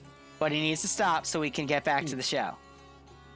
All right, Barbarian, is your circle jerk done? Can we talk? Intermission over. Cool. All right. So we already have Scandi Recon overwatching Blue 4 spawn. I've already mentioned that. Op 4 seems to be focusing more on the western cache for defense, which it's tucked away in a little, the big factory building. It's in the little, I want to call it the guard shack. So, out of everywhere that Blue 4 is going to have to check, that's a very inconspicuous spot. The northeastern cache is in a more obvious one, being in one of the metal sheds. Now, I've also seen Op 4, Infidel has dug up a little bit of a trench. Not a trench, but a little fortification, and he's also building up some other fortifications on some of these buildings, I guess, for Scandi Recon to fall back to. But if Op 4 pushes the hills that Scandi Recon's currently on, they could easily box Blue 4 in on their spawn, which would be a dick move, but I guess would win it for them. I hope they don't do that, though, because that's kind of mean. But otherwise, I don't really see how Blue 4 is going to get anywhere good with this. They're going to have to go to the Southern Oil facility, and we're probably going to see shots exchanged from there. Then Blue 4 is going to have to go to the military base. But because there's no transport Vix, I think that's a little bit of a mistake. I think Blue 4 should have been given at least a few transport Vix to quickly rush into certain areas to get in some decent positions, but instead they're kind of stuck going on foot, and Op 4 just has a lot of time and positions to set up some kill zones here. Incredible eyes. Oh, on yeah. Blue 4 spawn. No, he's literally staring right at him. That's a bit of an oversight, but Yeah. So I think Op 4, their zone should have been shrunken down to only those northern two facilities, maybe down to Sharport D. Delamper, but it's just way too far to the south, and I mean, Op 4 can easily box Blue 4 in. I'd hate to see that happen this round, but it is a very big possibility. Op 4 also really spread out here. They got a big force ready on the eastern side here, possibly to push them out to try to gain more ground again to stall Blue 4 here. But I mean, Sharpur, it's a very small map, so I'd assume the time limit's going to be small as well, but I don't like how this map is made at all. Just because Op 4 has way too much distance to the south. Yeah, I have to agree. If it was brought back to like that horizontal road, going I think it should have been cut off. Do you see that southernmost MSR where that intersection is? In their zone, I think it should have been stopped on the northern side of that MSR, because giving Op 4 access to these hills, I mean, if Op 4 really wanted to, they could call this up on radio, set up 3 machine guns, literally gun them down and spawn, so. Yeah, because even the where Iander, Finn, all of them are, northeast of that by marker 154, even that is like, you can't see him. So if he was even that far back, they'd be fine, but because it is the absolute edge of the, I mean, if the Vic was brought over here, for example, that could give them some momentum, but... And there's nothing preventing them from using this information. It's rightfully gained. It's rightfully theirs, so... I don't know, just spawn camping vibes. I'm just remembering CCO7, and had those factions been here, we definitely see Op 4 take advantage of it. Shush. It's over, dude. Just snap out of it, It's over, Anakin. I have your whiskey. No. I was just gonna say you're not in Nom anymore. You're home. You're safe. But I guess the PTSD is kicking in too hard, and he's turning into an alcoholic. Anyway, Op 4, I'm not seeing any advanced scopes here. We're back down to the one-time sights, so people can stick with irons or take red dots or CCOs. Op 4 looks like they are mainly equipped with 7.62 rifles again. I'm not seeing anything 5.45, but it might be. Actually, no, I take that back. They are 5.45, just based on the coloring of the gun. 5.45 versus 5.56. Yeah, everyone's using. I think these are actually 4.16s. Looking at them, yeah, it looks like it. Still. Or M4 blocks, but I'm actually seeing quite a bit of variation on their 5.56 rifles, but it's definitely some M16. M16. Yeah, it's a big mix. So, but basically, it's still just 5.56 on 5.45. So. Really just the standard mirror of Op4. They have RPGs that are reloadable. They've got PKMs at a squad machine gun level, which are 7.62. And then the PKPs, which are 7.62 for the machine gun teams. Meanwhile, Blue 4 have 4 AT. They got the single shot disposable AT4. They've got 5.56 M249 Bravos in the squads. And they have the 7.62 M240 Bravos for their machine gun teams. Mat teams wise, Op4 has the RPG 32. 3 shots for the AT guy, 3 shots for his assistant, so 6 rockets total. And then Blue 4 has the Carl Gustav, 3 shots for the AT gunner, 3 shots for his assistant as well. Because I'm pretty sure both teams are... No, Blue 4 is not going to field a Delta 4 Mat team, but Op4 is. Interesting. I mean, there's no point in it on either side because there's no vehicles. Well, you say that, but if Blue 4 bunches up, 2 or 3 rockets will kill them all. It's not gonna do any kills on the first round unless it's a direct hit, but constant AT rounds in the same spot, or if you need to take a building out. Can you take a building out or suppress them? Yeah, you send a rocket towards a group of infantry. They're going to take cover, at least for a few seconds before they start returning. Yes, each round is 1 life. There's some flexibility there, but yeah. And then I don't think there's going to be too much use of them. By the way, I have to say, just to put my piece out there, I'm much more enjoying, and I know they did this just as an experiment, but I'm much more enjoying the rocket launchers than a missile launcher. Yeah, I agree too. I'd rather have the Carl Gustavs and stuff where there's skill involved rather than just, oh hey, there's the enemy vehicle. All right, beep beep beep, lock on, explode. Yeah, exactly. I mean, it would also be really funny when those javelins would miss because they miscalculate where the missile is going to go originally. Because I remember seeing a javelin round. Remember in the boat round where Logan just played Chad Warfare with his boat against everyone, and then one of the missiles was shot at the boats, but it went right into the ground because the boat was far off going left, so the missile to track it went left into the beach. That was beautiful. I do remember that. Big brain plays from the one and only Logan. So most of Blue 4 pushing into the oil storage facility. Yep, we got Charlie's squad going out on their own to the southeast. I think they're gonna go. They're gonna try to go for a very wide flank here because the map, the map border is extended out of the AO here, so there's actually a lot of room to maneuver, but it is all open dirt outside the map with a little bit of roaming hills, but if you're caught out in that open area, you're gonna get picked off. What's also curious is there is a single Blue 4 guy going off on his own. Loadout, I think he's the Blue 4 marksman. He is the marksman. Yep, so he's going off on the left, and then looking far north, I'm also seeing a single Op 4 guy. That's Patriot, who is the Op 4 marksman. So there's going to be a marksman fight. That'd be nice to see. Well, actually, Finn... Oh, okay, no, sorry. Finn's just staring into dirt. I thought he had eyes on the marksman, but no, he's just looking at sand for some reason. He hates it because it's so rough and coarse, right? See, that's the low-hanging fruit. I was gonna say he's so far removed from his element as a Scandi Recon member. Yeah, so he's intrigued by the mere existence of a thing called sand. But yeah, without no vehicles, I mean, we're gonna... I'm not sure if it being nighttime would make it better. I mean, I guess to let these guys get closer would still be... approaching the MSR. They might be going on the wide eastern flank, which wouldn't be bad, but they will have to contend with Red 4 Delta team over here. Just heard a shot. Blue 4 marksman engaging Op 4 marksman. Oh shit, really? So, Lusad gave 3 shots out. I'm going to check Patriot here. I'm not seeing any blood, though.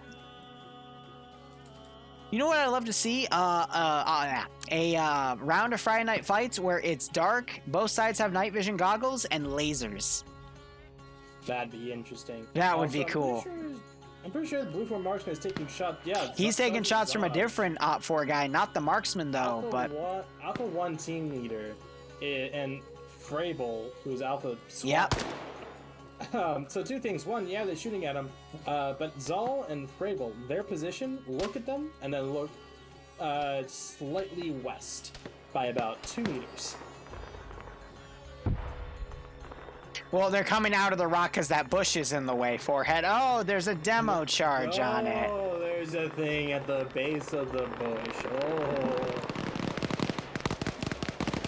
Well, I mean, yeah, usually you go for the thing at the base of the bush anyway. But anyway, Blue 4 is now getting into a massive firefight with Op 4 right here. They're trying to push Blue 4 up into that military base to set that up as a base of fire, though. I'm really loving seeing these machine guns going out, covering by fire. But we already just saw Blue 4 guy get picked off. First blood going to Op 4. That was, I can't find the skull. It was Alpha Squad Leader, Captain Dreek, is already dead. F in the chat for Dreek. Fucking command element going out. Of course it's the squad leader. Why wouldn't it be the squad leader? Blake, meanwhile, going knocked out. Montgomery getting knocked out. Honestly, where is the smoke for Blue 4 right now? I feel like they missed that step, and now they're getting picked up by Op 4. Ridges, Nutty finally throws one out. Yeah. That's way too late. They have some returning suppressing fire going out from the back line, but still kind of too late. I'm not gonna lie though, again, with how Op 4 was able to set up here, I'm not surprised that this is gonna be a big shooting gallery for him, because they had access to Fortify anywhere, and they could literally watch Blue 4 walk in, you know? And it's also kind of I mean, Blue 4 doesn't even have any good ingress routes. Yeah. We have Charlie now who this is TSB partially, but Iceberg and Frost, ironically enough, they're pushing around way. I don't think that's TSB Frost. I don't think it is either, but I love that he's named Frost because that just adds to the Hey, they all have their pistols out, by the way. Really? Yeah. I wonder if that's something with their stamina. No, that's them memeing. That's definitely them memeing. It's. If they wanted less stamina, they'd even C-San, who's like 100 meters away, he has his pistol out as well. Get the pistol out. And now they have gone officially gone off map. So they're not out of bounds, but just off the map. Out of bounds is still a ways away, another kilometer. Meanwhile, Blue 4, we have Indigo Fox, one of the staff members of FNF. He is dead. Still no casualties on Op 4, though. Potato CF from TSB, he is knocked unconscious. Firefighter, Warwick, and that motley crew, they've made their way up to the military base along the MSR, so they've finally been able to cross, but they've taken a decent number of hits along the way. Let's see. Marksman still trying to sight each other. Marksman. No, he's just. Is it Lusod or Eusod? Is it an L or an I? I can't tell. I call him Lusod. Either way, he has spotted out the Red 4 Marksman and he is taking aim.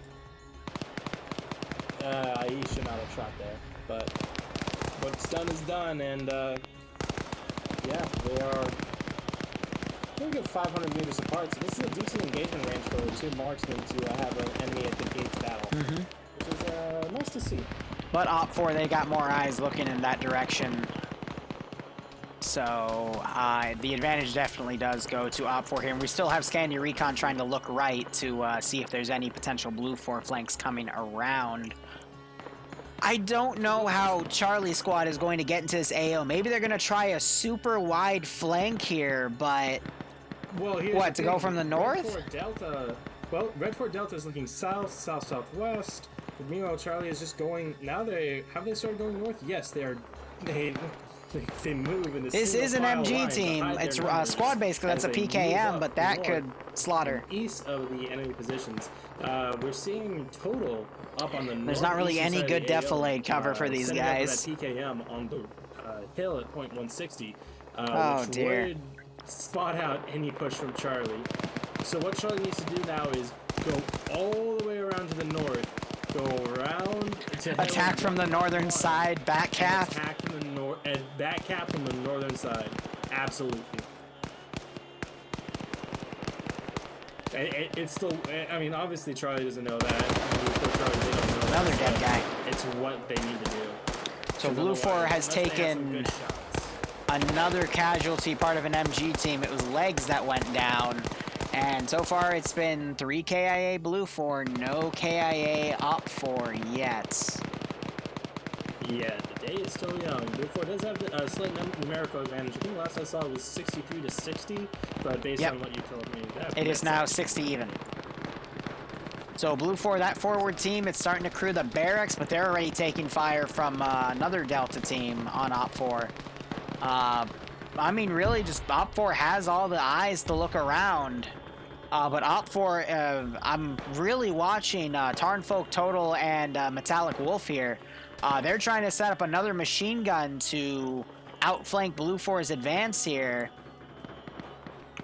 But in the distance, Blue 4 has a little bit of defilade cover to continue moving, but they're going to start losing that a little bit, and they could potentially be spotted by that team. Now, they have gone even further out, which, I mean, you can still hear the gunshots. Hold up, Platoon HQ, Mito, and Lurch, they're pulling out of that northern position. This is what Blue 4 needs at this point, but Severe might be going up to that position. He might catch Blue 4 in that big movement. Either way, looks like we have Lucid. He's taking some shots at that Alpha squad leader and his one assistant. Actually got a hit on Zahi here. He's having to crawl back, legs probably broken. And Eander and Finn still looking out to the right, I think trying to find that marksman, but they're about to be walked up on by a blue team. Yeah, I mean, I wouldn't say quite yet. They still have quite the distance to go, but true. If they tunnel vision like this, just trying to hunt for this marksman, and Finn, I see him pointing him out. So they're, you know, I think he's been spotted, but they're going to need to break this tunnel vision real soon, or they're going to get shot in the side of the head.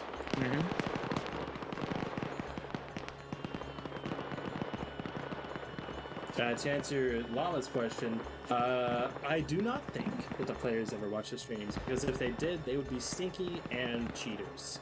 Well, it's easy to tell who's stream sniping in a PvP situation. Yeah, if they go like, oh, we haven't had one of those instances yet for Friday night's fights, but there's always a possibility. Shit, fuck. Funny. Don't even joke about that, man. I don't want to tarnish that. That was a really cool 21 kill streak. But Blue 4 catching Patriot, Neander out of position. Hudson immediately going prone. He's going to tell his guys that. And Scandi Recon here with Patriot. Don't know he's there. Now, Blue 4 could capture the marksman rifle for Patriot. That would be a really good gun to take. That could help thin things out because of that extra scope he's got. But Sholand popping up. Blue 4 now taking it cautiously, not knowing that Op 4 is now pulling back on that hill, but we at least have a Blue 4 team that's made it up. Grenades being popped, though. They didn't know that they fell back. Yeah, and that's making Finn now turn his head, because the only explosions you're going to be able to hear are either from grenades or 203 rounds. And now they've linked back up with NAFs. That Charlie squad, man. So now Red 4 is actually having the numerical advantage.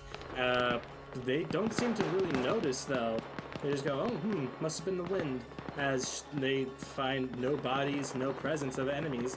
Sholand's group and Sholand, Hudson, Carlson, Gibson, lots of suns, and they need to look east to find their target, which they should be doing any second now. So Blue 4 hasn't noticed Op 4's guys on that southeastern side. They're too busy trying to look into the military base. We have Yander prepping an RPG, Patriot with his marksman rifle.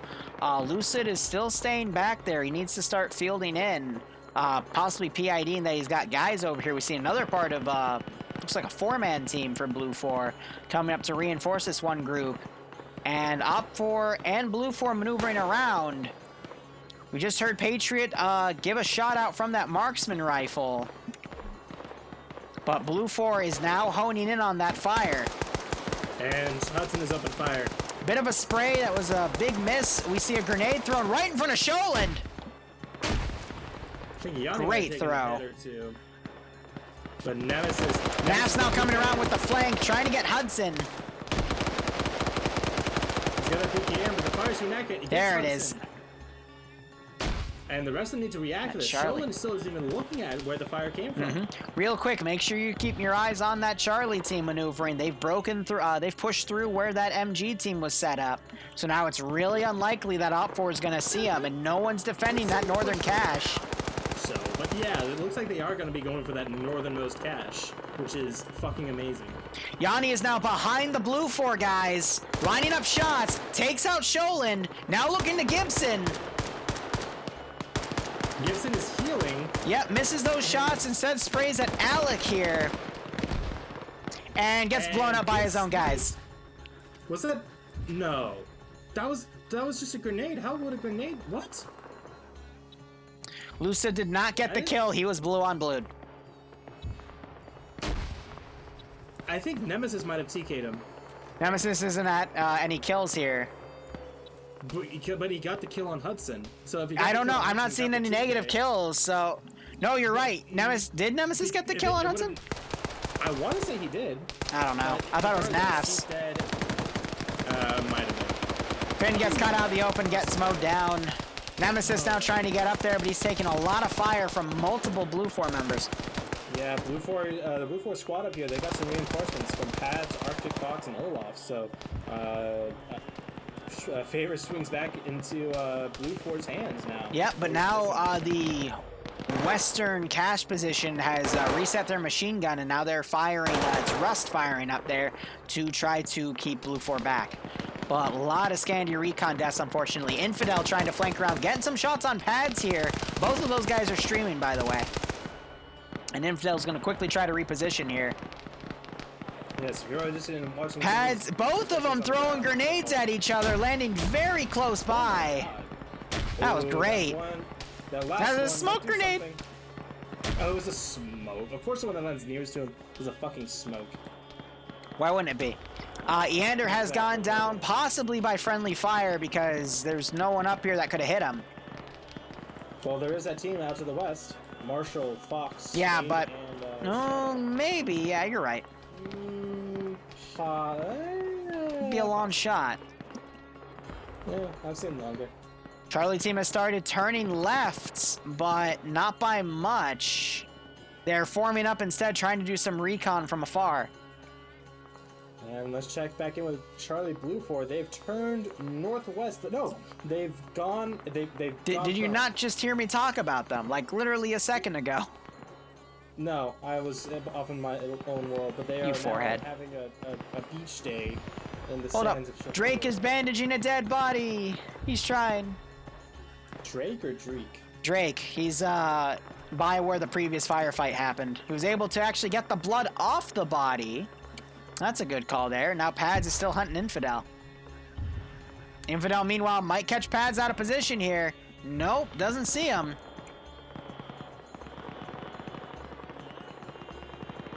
Pads is being super cautious. Pads is going to catch Infidel out of position. Infidel checks his inventory. Oh! Poorly timed. Nafs is now pushing back upon hearing those gunshots. Infidel gets double tapped by by Pads, and there's the kill. Iander did wake back up, by the way. Nice. I don't know if you said that or not. And the Charlie Blue 4 team is starting to move into the AO. I mean, if they get to that back cap, they could take out that first cache. Yep. Force Op4 to reposition their guys, and that might put enough relief for Blue 4 to move in. But I mean, let's see. Take so much pressure off of that front. 6, 7, 8, 9, 10, The nearest 11. group is like 11 blue away, skulls. And that's partially command, so you don't want that. You don't want command to be fighting two There squads. are 11 blue 4 skulls and 5 op 4 skulls, and blue 4 had a 3-person number advantage. So, and I just saw another blue 4 guy go down. Oh, look at this like little pillbox they got going up in the western one, southeast corner of the western objective. Alexic Freeman. Oh yeah, nice. Patterson. This is a well-built position. Good levels of fortifications, definitely. Yeah, the height gives them pretty good sight over the crest there. And Curious to see how just get Nas back is going to and come go if they around. feel the need. Wilsode is still back here, Yeah, chilling. That northern Charlie team, they're going to need to do something. They will be the mission maker or mission breaker for this specific round. Blue 4 tried to do an advance on the eastern side of the central facility, and they paid for it. Everyone that went out there is either dead or currently dying. I am in awe at Charlie team just walking actually in a single file line. It's not perfect, but they're trying, and that's what counts. TSB ingenuity, man. So Iander pulling back, might get caught out of position by the 4 Blue 4 guys that have pulled a major flank. This is now getting to the level of PvP is going to decide who has the advantage here, because just because Blue 4 is getting their asses kicked, a lot of Op 4 guys are nowhere near the actual objective. So if those Charlie guys get in and get that cash for free, and then, you know, these 4 Blue 4 guys do really well and find the other cash, they could sweep this out from the main Op 4 force, and that would not be good. I mean, just with this open ground, we're seeing Paulus now moving up to the northern corner of this compound where the guard towers are. But, like, even from there to the town, that's a solid 100 meters or so. Yep. So, there's no good position for Blue 4 deflecting to take shots. to move through. Hold up, that Blue 4 team just got picked off. Completely picked off. Shadowlocked is still alive. I thought Iander got him, but no, it was just a few guys in a barracks building. So Fade, nope, he didn't wake back up. Farks has woken back up. He's trying to see where he got shot from. Shadowlocked is still up. Got hit a few times. They popped smoke. Surprised Farks isn't being picked off right now. I think Op 4 pulled back to play defensive. I think Peter just... No, he didn't. Okay. And then the central village area, there's a big firefight between Blue 4 and Op 4. Some explosive traps going off, but I don't think it got anyone. No, Halls is close to it, but no effect. Ooh, Jack Hall has gotten on a second story with a machine gun. Just picked off 2 dudes on Blue 4's advance into the village. Is trying to pick off, gets 2 more kills. Yeah, I just saw that. Shit. He's only credited for 3 of them, so one of those other guys got killed. That was a beautiful triple kill right there. Stacked 1, then 2 others got into position, and he knocked those out too. Meanwhile, Blue 4's western flank has fallen apart. Farks died, and Shadowlocked is unconscious. I mean, it's... Blue 4's running out of manpower here. That Charlie team, they're going to start getting in that compound. They'll take out that cash, but I don't know how they're going to be able to get into this next objective. So, the rest of the Blue 4 forces, they needed to wait until this Charlie push came in. Yep. And, I mean, they're coming in completely uncontested. They're going to be able to get this northern objective, and it's going to pull guys off of the southern front and move completely 180 to the north. So, by having Charlie SL go up against is this meat grinder of a defense from Red 4, Frost. It just puts them at a greater disadvantage, and I don't think Blue 4... We gotta understand this was Platoon's plan. I don't think they can. I don't think they will rebound. Well, here's the thing, though. Here's the thing. I think Blue 4 can rebound, because look at all the people on the hill overwatching the left cache. They still have a big chunk of manpower here that they could fight off and potentially get into this cache area. And then, of course, here's the thing, though. They, Blue 4's gotten to this cache site. They're going to notice that there's no Op 4. They're going to find the cache, and they have a demo guy, Hunter. So Hunter can just stay with this cache as Blue 4 then repositions to get the other cache. So they can still have the element of surprise here as long as they hold this advantage, because it's a straight shot to the next Op 4 position, and there's no one looking up here. So Blue 4 still, I want to say, even though Op 4 has the superior numbers right now because of all the defensive positions they had earlier, Blue 4 still has a lot of room to clutch this. Yeah, 100 just placed down the charge and wired it up. So that's set to blow. Trooper, thanks for the 20-month resub. Things are going good, my man. I hope you keep enjoying the operations, and I hope you get a kick out of this. It makes a lot of difference, actually.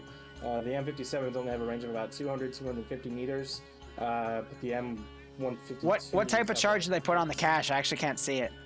It's right on the top of it. I believe it is a demo assembly. Yep, it's actually in the camo net, cac. Yes. So that's set to blow on command. It'd just be a matter of... Hunter needs to stay back to dead it, but everyone else can just push that other cache. There's no one watching. If they could get that many people right on top of the position, they could still easily turn this around. But as soon as they demo that cache, that is going to cause a large amount of panic, and you're going to see a lot of Op4 guys push up to the north, and that could potentially stop Blue 4's advance here. And it's been an interesting development because that MG team that was on point 160 on the eastern side of the MSR, like them, command team, everyone over there who was watching that flank, Charlie team's flank. Ooh, hold up. Frabble just sighted them, and they just started receiving machine gun fire because they were spotted. So now Op4 is going to slowly start... What?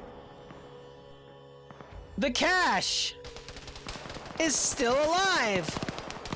Oh, that's it's gonna need like 5 bullets to destroy it tops, but still, holy shit. Yeah, we see McSwagger and Hunter, they're going back to... Again, blessing in disguise though, because it's gonna take time for people to go on radios and transmit this data, whereas if they get a pop-up of the cache disappearing... But at the same time... yeah, I see what you're getting at. But gives them a little bit more time, but slowly Op4... Yep. Another det charge being put down. This time under the cache. And we're also seeing a large amount of Blue 4 guys are going to sweep around the left side. And the marksman has come up, and he is now trying to find targets here. He could potentially get some snipes in. That is exactly what Blue 4 needs right now. And there goes the cache. There's the cache. So that's good to see. But yeah, that... and you're already seeing... Hold up, look at the village. Op4 is immediately now pulling back to respond to that. Oh, absolutely. I mean, why wouldn't they? And yeah, exactly. What people need to wait for. But instead, Red 4 has actually pushed up a small strike team of Radical, Russian Fury... into the military base itself. Hot damn. And that's Downspirit up there. Jeez, all the Blue 4 bodies. Ay, ay, ay. Like... Nah, they Blue 4, in my opinion, misplayed this, especially with the mistiming of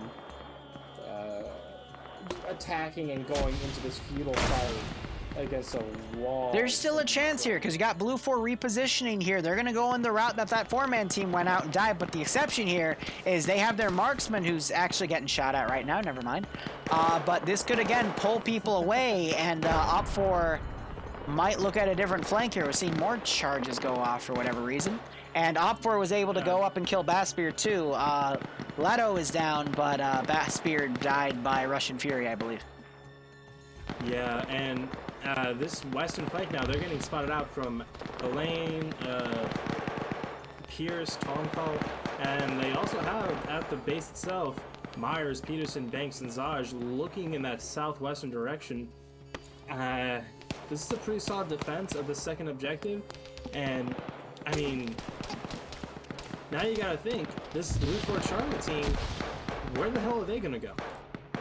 They could go around back north, but that's like their only option, and even then, it's a lot of flat terrain that they have to cross on foot.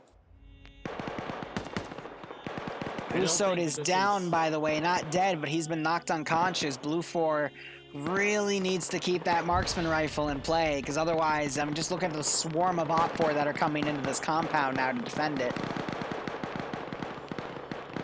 I don't see Blue 4 bouncing back now, because they're, that short window is closing fast. Once... Shut, man. Yeah. To me, it's already shut, because you gotta think about the time to actually move. If Blue 4's Charlie team had not been spotted, and they were able to even get up into the vehicle graveyard, between the two caches. That would have been something better than having this open ground where they're just getting peppered at from their west and from their south as the wheel takes a rocket to the face.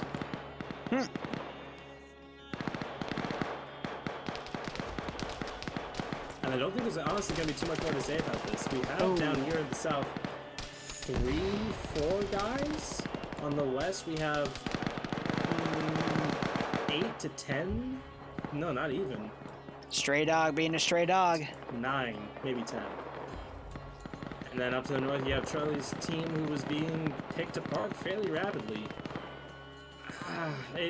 With these numbers, it does not seem possible to me.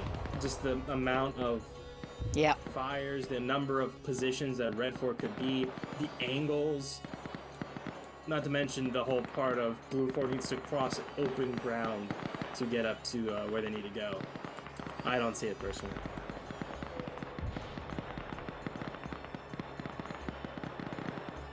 Yeah, I agree, Well. What, so there were only 2 caches? Blue 4 snuck dudes way around.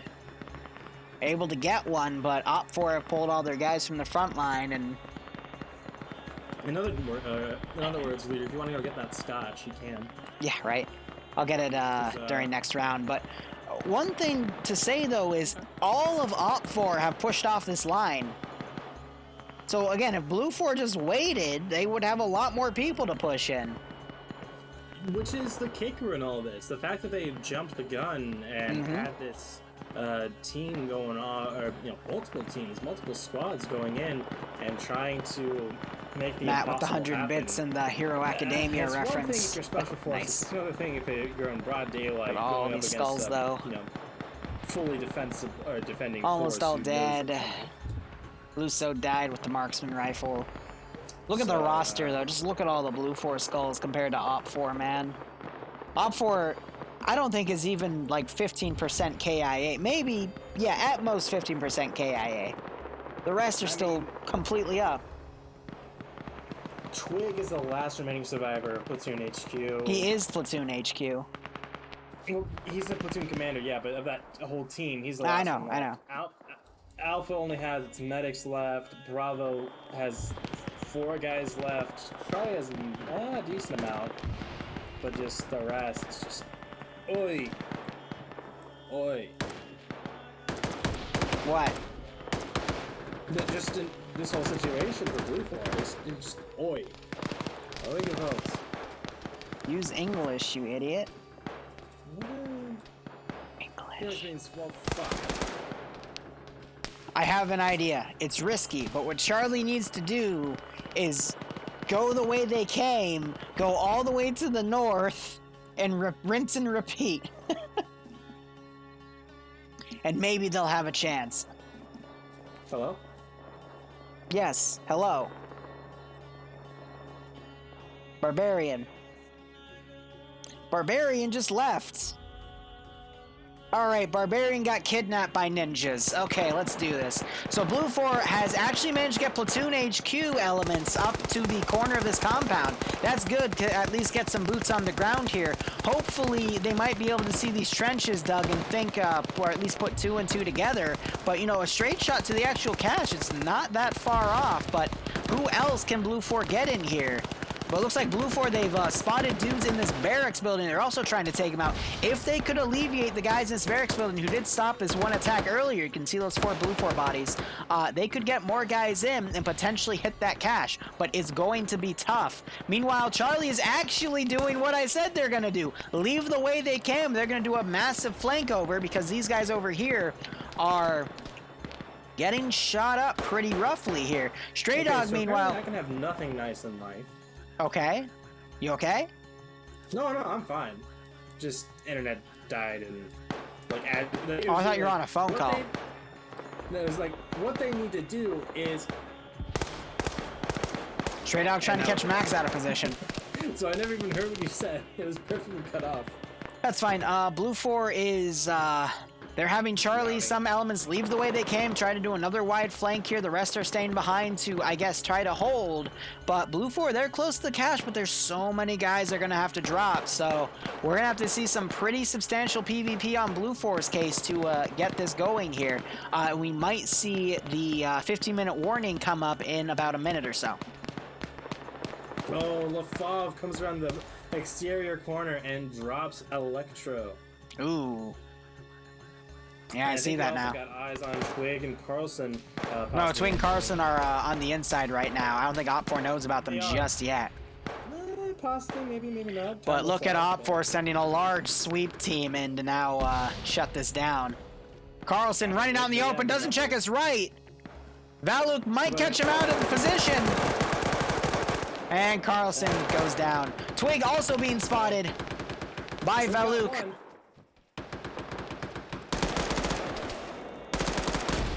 Staffenberger's come out to the hole where he sees his dead buddy.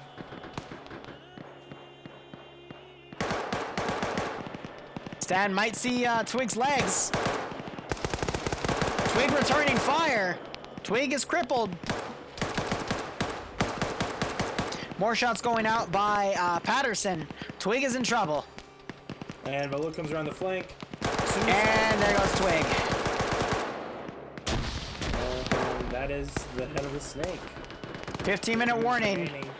Blue 4 tried another 3-man advance. Nutty Person, Black, and Germania. Black is down, and they're dealing with another large Op 4 push because Op 4 just has such a numbers advantage because Blue 4, unfortunately, just had a lot of casualties as they were just trying to maneuver in. So it's messy. It's very, very messy. Metal giving a sub to Dreadnought. Thank you to you both. I hope you both keep enjoying the operations, and I hope you are getting a kick out of this one. Excuse me. And hope you're staying safe from uncovered. Sorry, we're having another push being set up on the west side from Blue 4. Mad Elf has Olaf, and that crew over there is Charlie. They're pushing way out north. Looks like, let's see what this is. Bates and Serby. Looks like they're staying behind to some degree. For some reason, possibly just trying to keep the garrison's attention while the rest of the Charlie's teams go on flank. Black getting double tapped. That'd be pretty smart if that's what they were doing. All Blue 4 down on that. They are now the last hope because the team with Black and Germania, they've been executed. Stray Dog is living up to his name and has gone completely astray, lone wolfing. We have these guys to the west, Charlie to the north, Stray Dog to the east, and about 1 million fucking up for in between all three. So yeah, I mean, I think this up specifically, it boils down to that push, trying to go into that meat grinder, and well, failing a few times. They got ground, you know. They There's 5 guys up on that flank. They and they only got to the military base, which I don't think was in Op 4's start zone, if not, at least not completely, maybe partially. But they fought for every inch, and fights they did not want to take. So yeah, Charlie had the right idea. If you can't go through, go around. And it worked out in their favor for Charlie team, not for the rest of the Blue 4.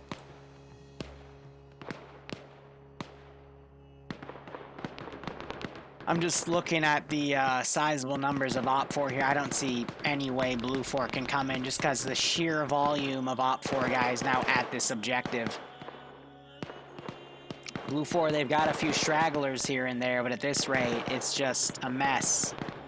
I do not see how Blue 4 can really recover this one. Yeah, I mean, I really don't think it's in the cards. Between the time remaining and the numbers, I mean, I feel like a broken record saying this. I gotta commend Charlie for trying to do this wide angle attack again, though, but hot damn. Oh yeah, no. Not only having the the guts to do it the first time, but having the It balls to do worked it too. second. That's what, like, it showed how Op4 was getting tunnel vision on the large attack that was expected, you know? So, I mean, if Blue 4 pushed that a little bit more, they could have potentially gotten this one, but they decided to rush it, and that's what let Op4 turn around and get here. But just looking at all of these players still at Sharpur 1, it's just so much, man. It's like completely red, especially if you zoom out. It's just a lot of red.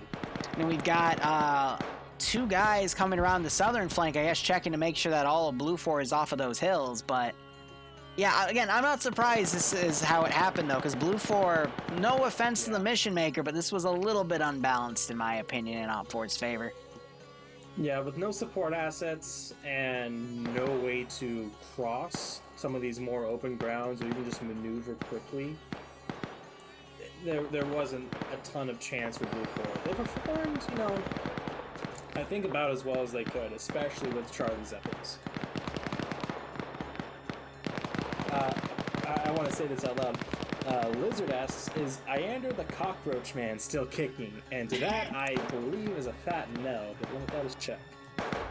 Is Iander still up? Yeah, no, he survived, and he's back at the northern side right now. Just pulling security on that north, so that's smart. But no, he did go down, he woke back up, now he's still here serving with the rest of Op4 that have pulled in, so that's nice to see. There you go.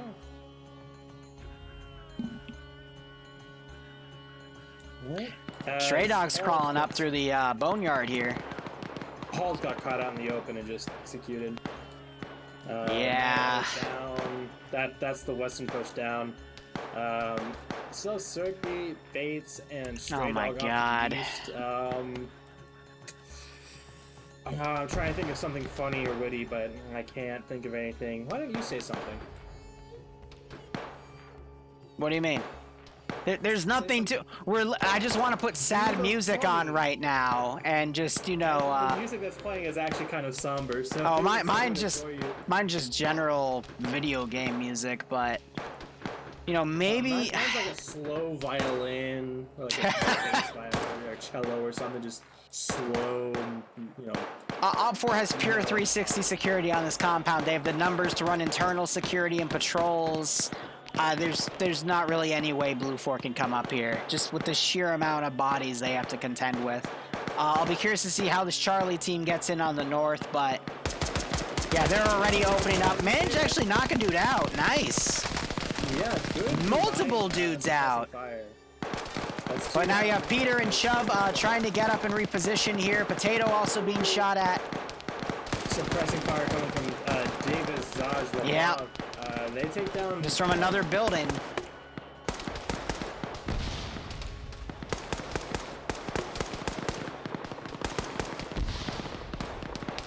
Yeah, between Charlie had a good bounce. Blue 4 had a really good bounce back with Charlie, Blue but 4 not having any supporting assets.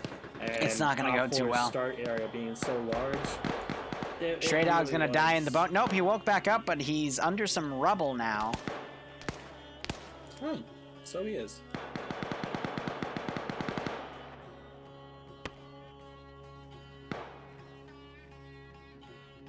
So Blue 4 Charlie, they're going to try to reposition a little more to the right. However, that's going to put them close to the D4 team for Op4. But, I mean, just look at all... If you look at the map, you can see all the people looking up at that ridge line.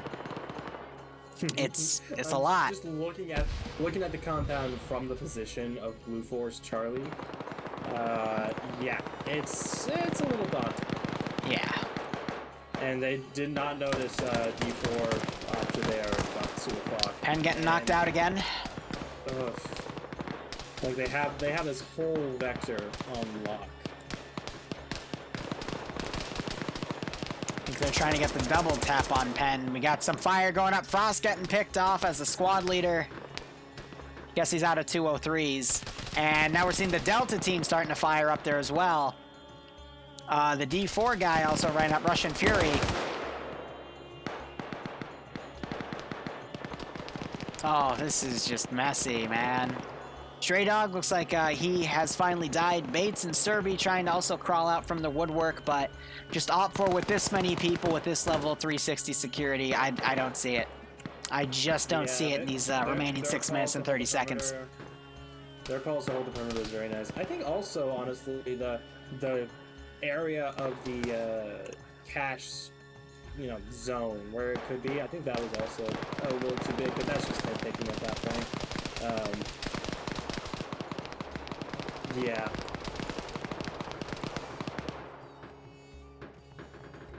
Patterson somehow got his hands on an M249.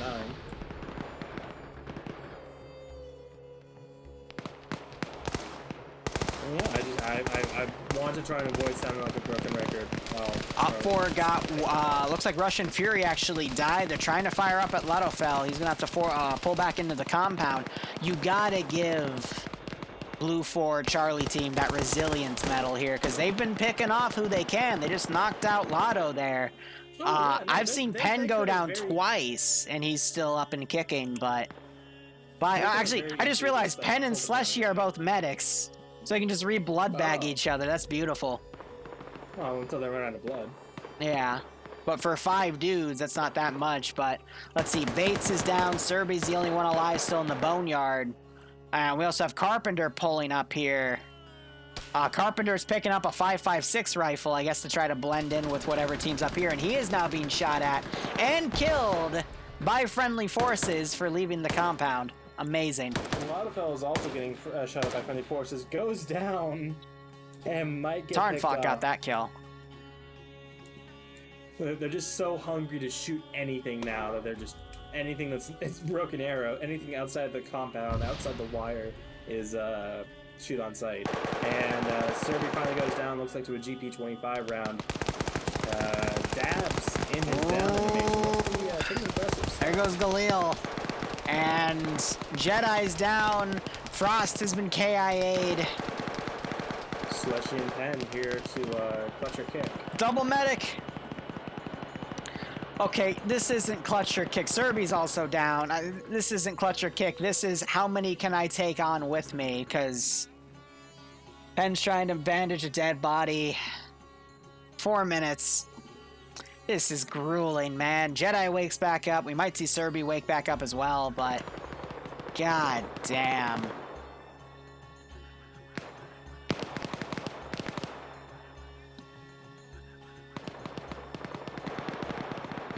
Penn now pushing up to Jedi.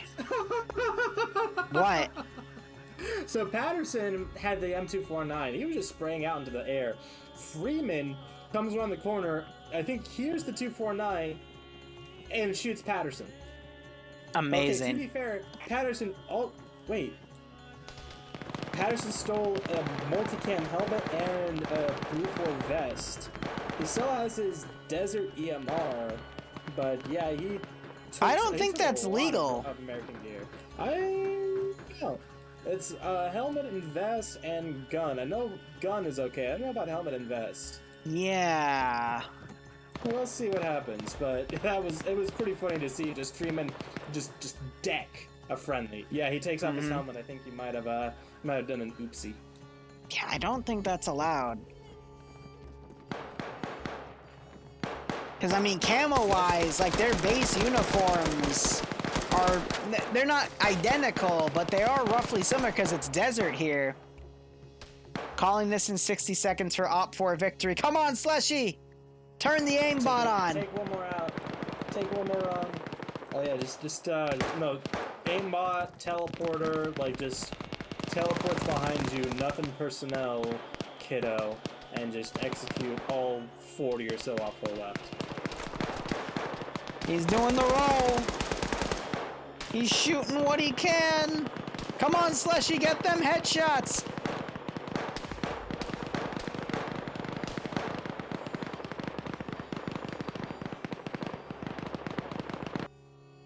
And there it is. A little anticlimactic, but what can you say? Whew. Alright, let's get debrief. Okay. Good shit. I'll play. Those of you who were in Charlie's squad that wanted to hear that whole briefing over again, I have that clip. Oh god, it's pre again. Put it in. Let's give him a warm welcome, shall we? Alright, can I get community leaders to post their numbers, please? Any TSB members not playing this round, message me. Same for Anastasi. If you're not playing in Anastasi, let me know, please. I just want to say, Bravo 1 kicked ass. Charlie's Good job, everyone who's in Charlie. Fast forward, you're still here? Let's see. Negative. EDC. Is there a person in staff I can poke about admin issues right now? Yeah, send him my way. Alright. Blue 4 Delta 1 and Bravo 2 had a glorious charge. Were you the guys that pushed across that open field from military base? Yes. Oh we my ran god. at you. Dude, that was we my fucking so destroyed you. sorry. It was so disgusting. I'm Dude, sorry, guys. Wait, we might be thinking of two different things. We made it. We made it to the wall. No, there Oh, was no. there's a squad that passed in front of the entire Delta section with all machine guns facing them in the open. Bravo 1 was also watching that direction too, so they were just getting crossfired. Everything on that road was going Yeah, I saw a dude hop a fence and die mid-hop and just flop over on the other side. So at the very end, I had a guy running right to left, so I just suppressed the shit out of it because he went to a building. He then flopped out onto the ground, and then the wall behind him fell onto him. I literally watched that happen in front of me and was like, nope, not going over there. That guy was on your squad that raced at the end from the northwest just ran over the hill, just completely open. There was like 3 guys that just crossed it definitely and just started sprinting towards the objective. It was I felt so bad because we had like 3 LMGs just already pre-aimed in that direction. Super Yeah, we stole a lot of your stuff. Super sneaky Charlie squad. It is what it is. Alright, break. Here's a mortar. Get 15th on blue. Alright, I'll be right back. I am going to get some scotch. Just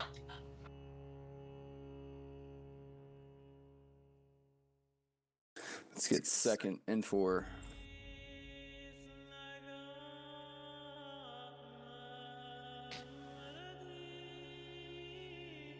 Let's get 29th N4.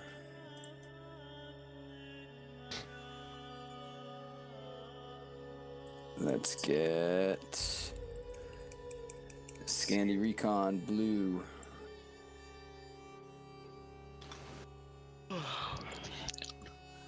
Any chance we can defend since we attacked twice? Yeah. Go ahead and go. We have attacked all night. Or defend. Excuse me. Yeah, 29th, you can go blue. Thank you, sir. CSC, come N4. You have option for leadership. Defer. SOG, come N4. Mind if we attack? We've been on defense all night, but I'm one. N4 is good for me. I think N4 is attacking. Are they? Okay, roger that. They are, yes.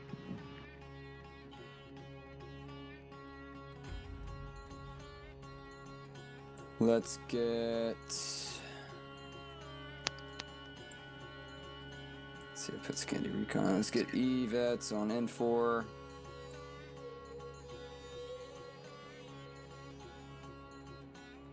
On our W, go blue.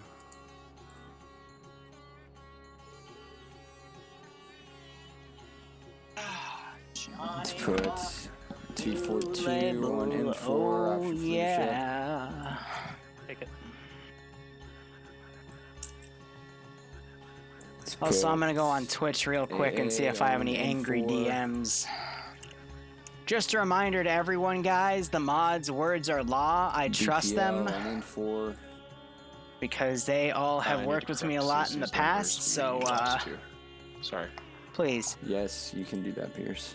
Don't fight with them. Don't argue with them. Yeah, BP. They're just here to make sure everyone follows the rules and stays If you are an safe. individual player, come N4. So please don't TSB, go blue. don't fight with them and don't then come crying to me about it.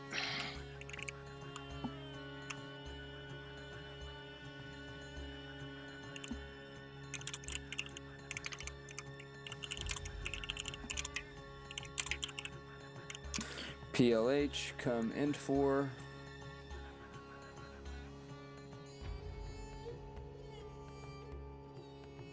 By the way, I'm putting up the Friday Night Fights EU branch on the VODS channel. It is going live now. Cadian. And the NA branch will be up in the morning. There was. Oh yeah, Stingo, EU was great. No, Cadian come in for. Now I will put a single rock in my scotch. Oh, do that. That's some good stuff. Nice little sip. Does Blue 4 have helicopters? Yes. The 40K op isn't till tomorrow night. Something went wrong with the upper line. I know I put them in. There's something wrong with them. Okay. The assets are there, and the slots are there for them. Hold up, how many Blue 4 helicopters are there? Squad leader Alpha. I was There's hoping two to free up, AH-6Ms. Charlie 429. Wow, okay. I can bump my guys down to Delta 3 and Delta 4. Bravo 2 is going to open up here in a second as well. Prince, mine. Hunter. If you're not currently slotted, come in for. So we're at about 109, by the way, so let me get the number down to 105.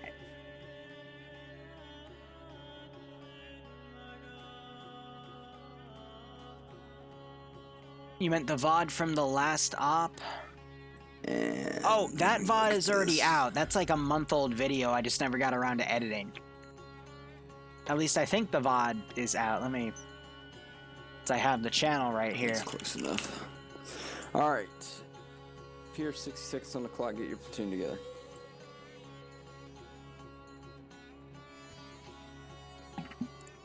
Oh, it's gonna cut the music here. We're gonna switch it to something else. Let me just, Mm-hmm. This is an old VOD, though, so... I'm happy with my team. Wait, actually, can anyone vouch for these pilots down here? Outcast is good. Yeah, I can vouch for Outcast as well. I can vouch for Regulus. One at a time. Actually, I don't think the VOD was ever released, because I'm not seeing Can I make a it. suggestion? So, oh well to that. We're probably going to need an assistant. I know for a fact the, Yes, we are. We are going to need an assistant missile specialist. Okay. please, and- Yeah, that video is deleted, so I guess it'll never be released. Oh well. As a pilot. Sorry. No, we can vouch for no message. Yeah, brilliant. Sure. Okay, brilliant. No musket flight too. Well, in that case, do we have a? Yeah, I'm happy with all of this. Yeah.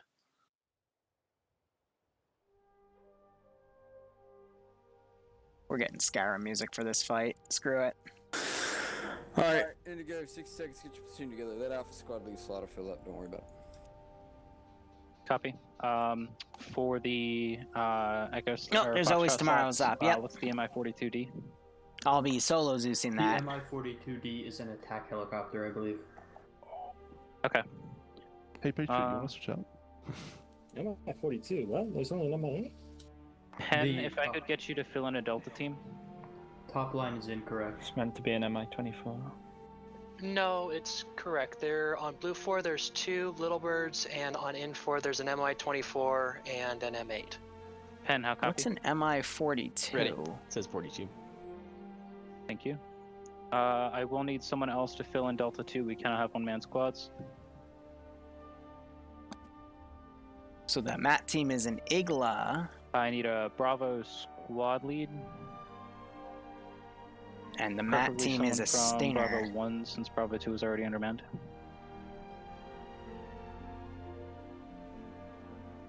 I mean, I was gonna say I can squad lead and just lead from my team.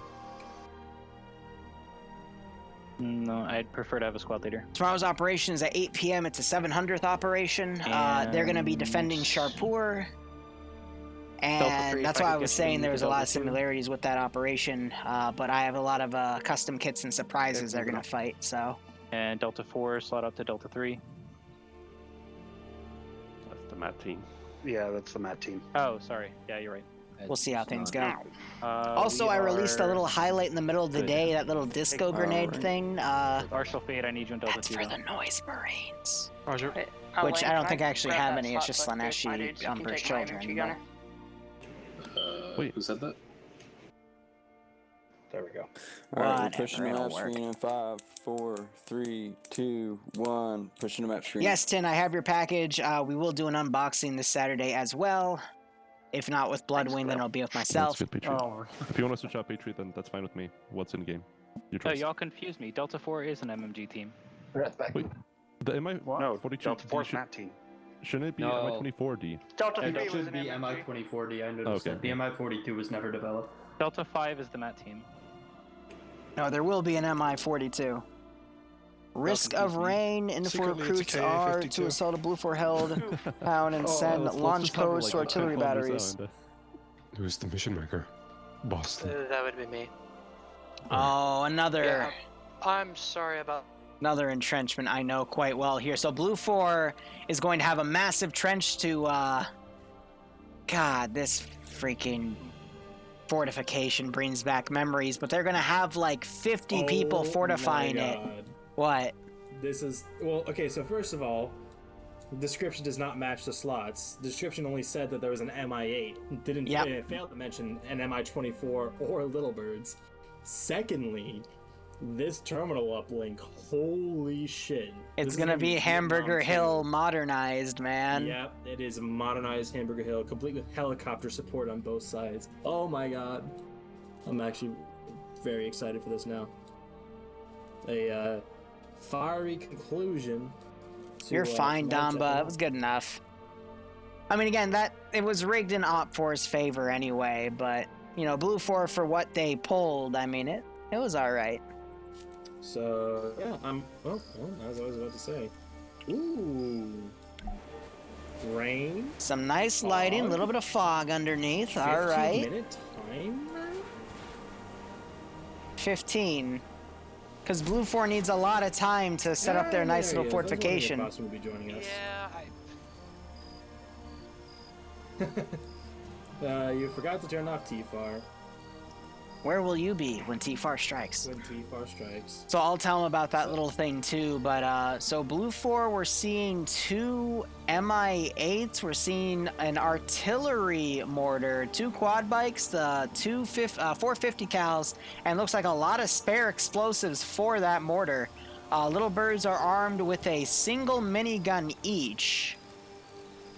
The classic single 7.62 minigun. Yep, and now looking at Independent here, they're in the foggy ground. We have an MI-24. It has UPK.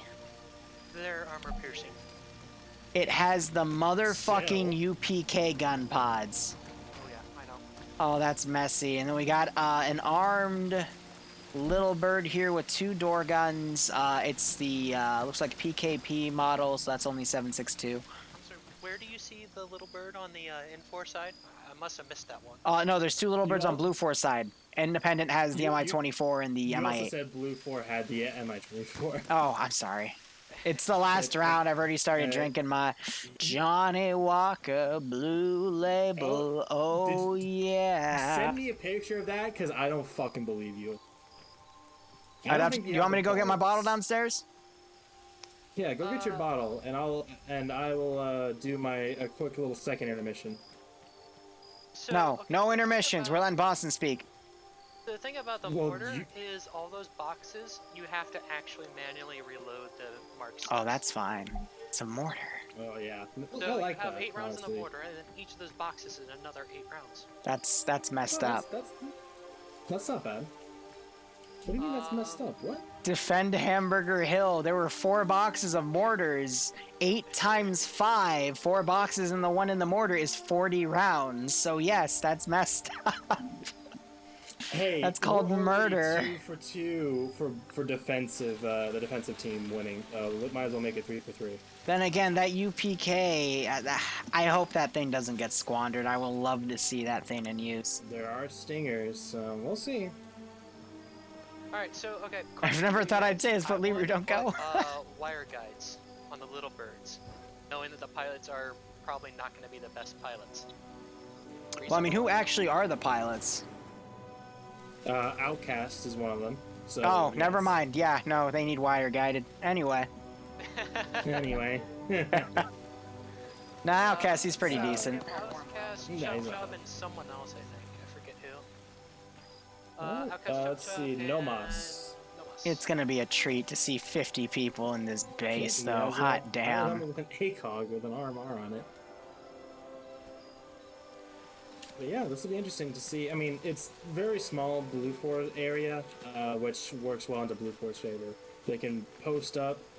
They can post up pretty well all around. We have, I believe last count I had was like 55 to 50 or something like that, something along those lines. So they have the manpower to spread it out and get a good 360-degree coverage around this whole base.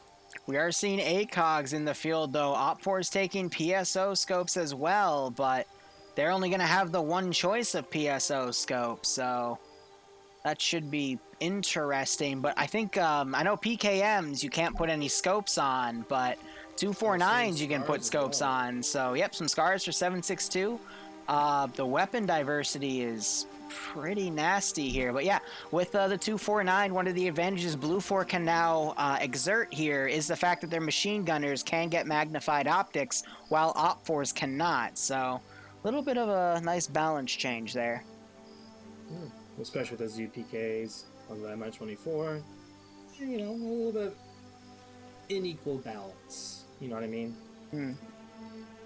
So Terminal 1 is in a ditch, so it can't be struck by UPKs. That's nice. Not really a ditch, but an underground tunnel. Terminal 2, though, is very exposed on the back of a bunker here. And as I say that, I'm seeing the mortar being moved.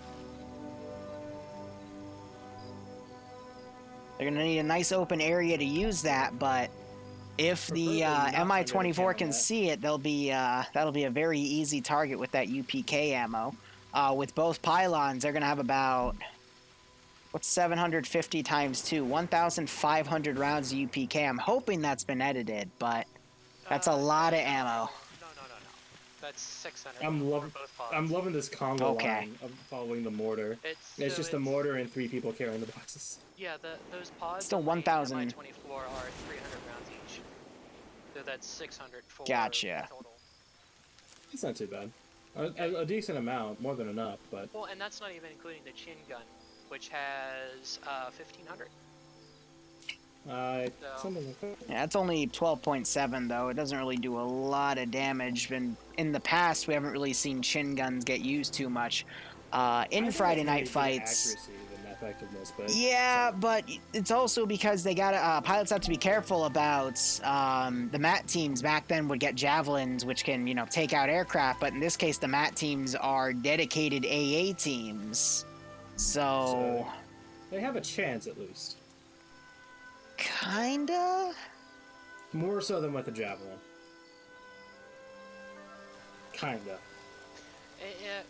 I think the main thing I wanted to go for with this mission is to have the helicopters keep Blue 4 suppressed so that they couldn't actually fire out while the rest of Independent moved up, but I don't know how well that's going to quite work here.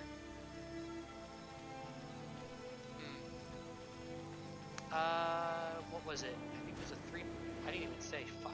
Dude, I'm forgetting so much today. I'm so ashamed. You're alright, man. I'm tired. I'm drinking. Don't worry, just forget how ashamed you are. Well, oh my gosh, Anderson's been kicked off his own server. For shame. What a shame. Now we shame him? Alright, that's good. Yes. No, I completely forgot to mention that there was a shortened time limit for the first mission on Beach Day. Mm-hmm. Yeah, I mean, it was only like 3 minutes, but yeah. But, though, to that point, Op4 started steamrolling from what I saw in Spectator. In that last 10 minutes there. Yeah, but then they lost it because Blue 4 set up a few clever machine gun positions and basically nullified that entire Op 4 push in the first round. Yeah. Mistakes were made. Blue 4, meanwhile, they've set up a good mortar position. It's open. I don't think they'll accidentally hit anything in the base here. It's on the right side. The real fear, though, is the UPK strafing that mortar and instantly destroying it. Yeah. And it doesn't look like my favorite mortarman, Risk, is going to be on this one. Like, legitimately, though, he is the mortar crew for the group of CSC, and he can hit something if you tell him where it is. So. I don't see Nariskon anywhere on this round. I guess he called it early, which is unfortunate. I know his name as someone that's really good at this game, at least for Friday Night Fight's concerned. So Outcast is in his helicopter. Other helicopter's still empty. I think Chub is going to take that. I think one of them did have a co-pilot as well. I thought I saw 2 co-pilots taken, but they might have been respec'd into other areas. I'm just excited, again, to just see all the Blue 4 guys in this military base. Because I, as a Zeus, always have trouble for Vietnam and... I think it's only been Vietnam, actually, garrisoning this base, trying to, balance it between frames and, fortifying every single spot. So I'm going to be curious to see how Blue 4 kind of divides all their guys here. And I'm already seeing Scandi Recon starting to funnel some dudes out of the eastern entrance here. Interesting. Yeah, very complicated and maze-like interiors with all the tunnels, bunkers, barbed wire, trenches. Just even if N4 is able to get inside and breach the perimeter, they still have a hell of a fight ahead of them. Blue 4 could hide behind literally any corner. TSB is D3. All right. More than enough places where if you don't look the right way, you're dead. Sucks. Yeah, and that's fine.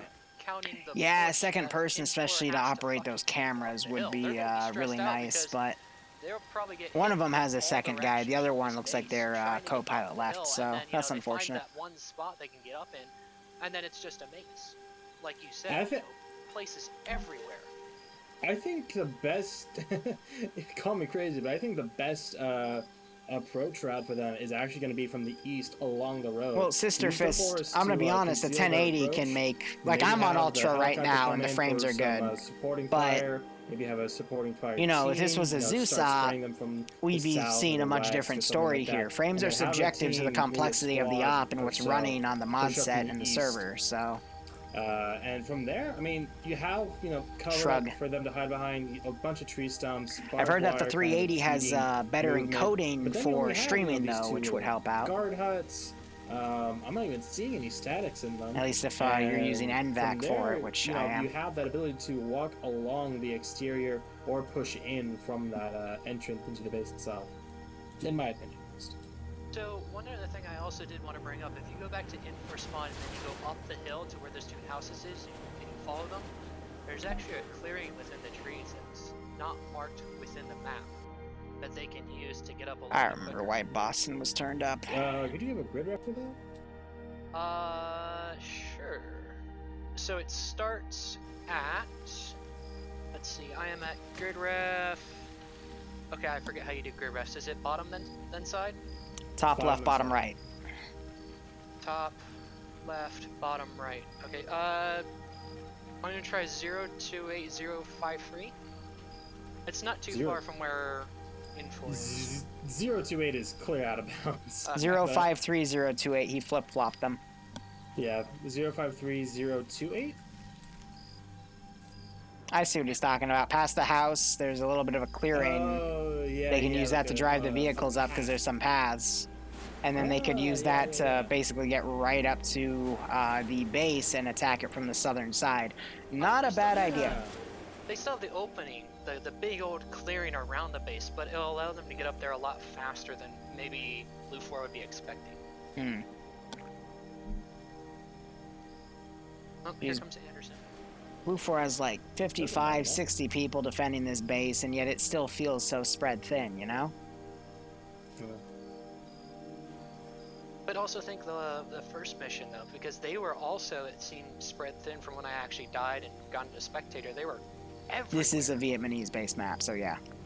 So it's good that you're feeling those vibes. They're spread out so far, because then, like, a single team coming over to help aside. So Blue 4's biggest job here is going to be to pull proper 360. I'm watching Iander fist Finn over by the eastern side of the base. You would, wouldn't you? Yes. What I'd love to see, though, is if Independent could load up some guys in the MI8 and potentially the 24 and land them on the northern side. Though I think the best route to approach this base would either be the far west or the forestry from the far east. However, there's not really any good cover from that forested area. There's a little bit of an openness to it, so they'd have to push up to these rocks on the side of the hill here. And then the front defenses, I mean, there's a little bit, but not that much. I think the west would be a better bet, because there is some sporadic... It's open, but there's some sporadic tree cover here. But both sides, I mean, compared to the alternatives, are better here. I'd like to see Independent field in some gun runs from that UPK, but there is enough room here where if Blue 4 is paying attention, they could walk mortar rounds on any assault vector that comes in, and it could get very messy. What I'm worried about, though, is how are the marksmen going to be utilized here? Because I think that's also going to help make or break this, because since Blue 4 is going to be spread out thin on these defensive lines, if the Independent marksman, who is, let's see, it is Arcor. Oh, of course it's Arcor, the guy that runs the show. I would hope he's good at this.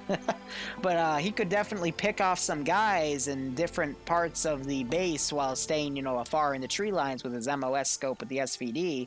He could do some significant damage. However, Blue 4's marksman, which is Stahenbay, I call him Stalingrad, if he finds the main vector of where Independent is attacking from, he could get somewhere and also get a few kills in. So I think it's, again, going to be a testament to how well the marksmen do. More so for Independent because Blue 4 have that mortar, but Independent, they do have the better air support, so we'll see how it goes. Yeah.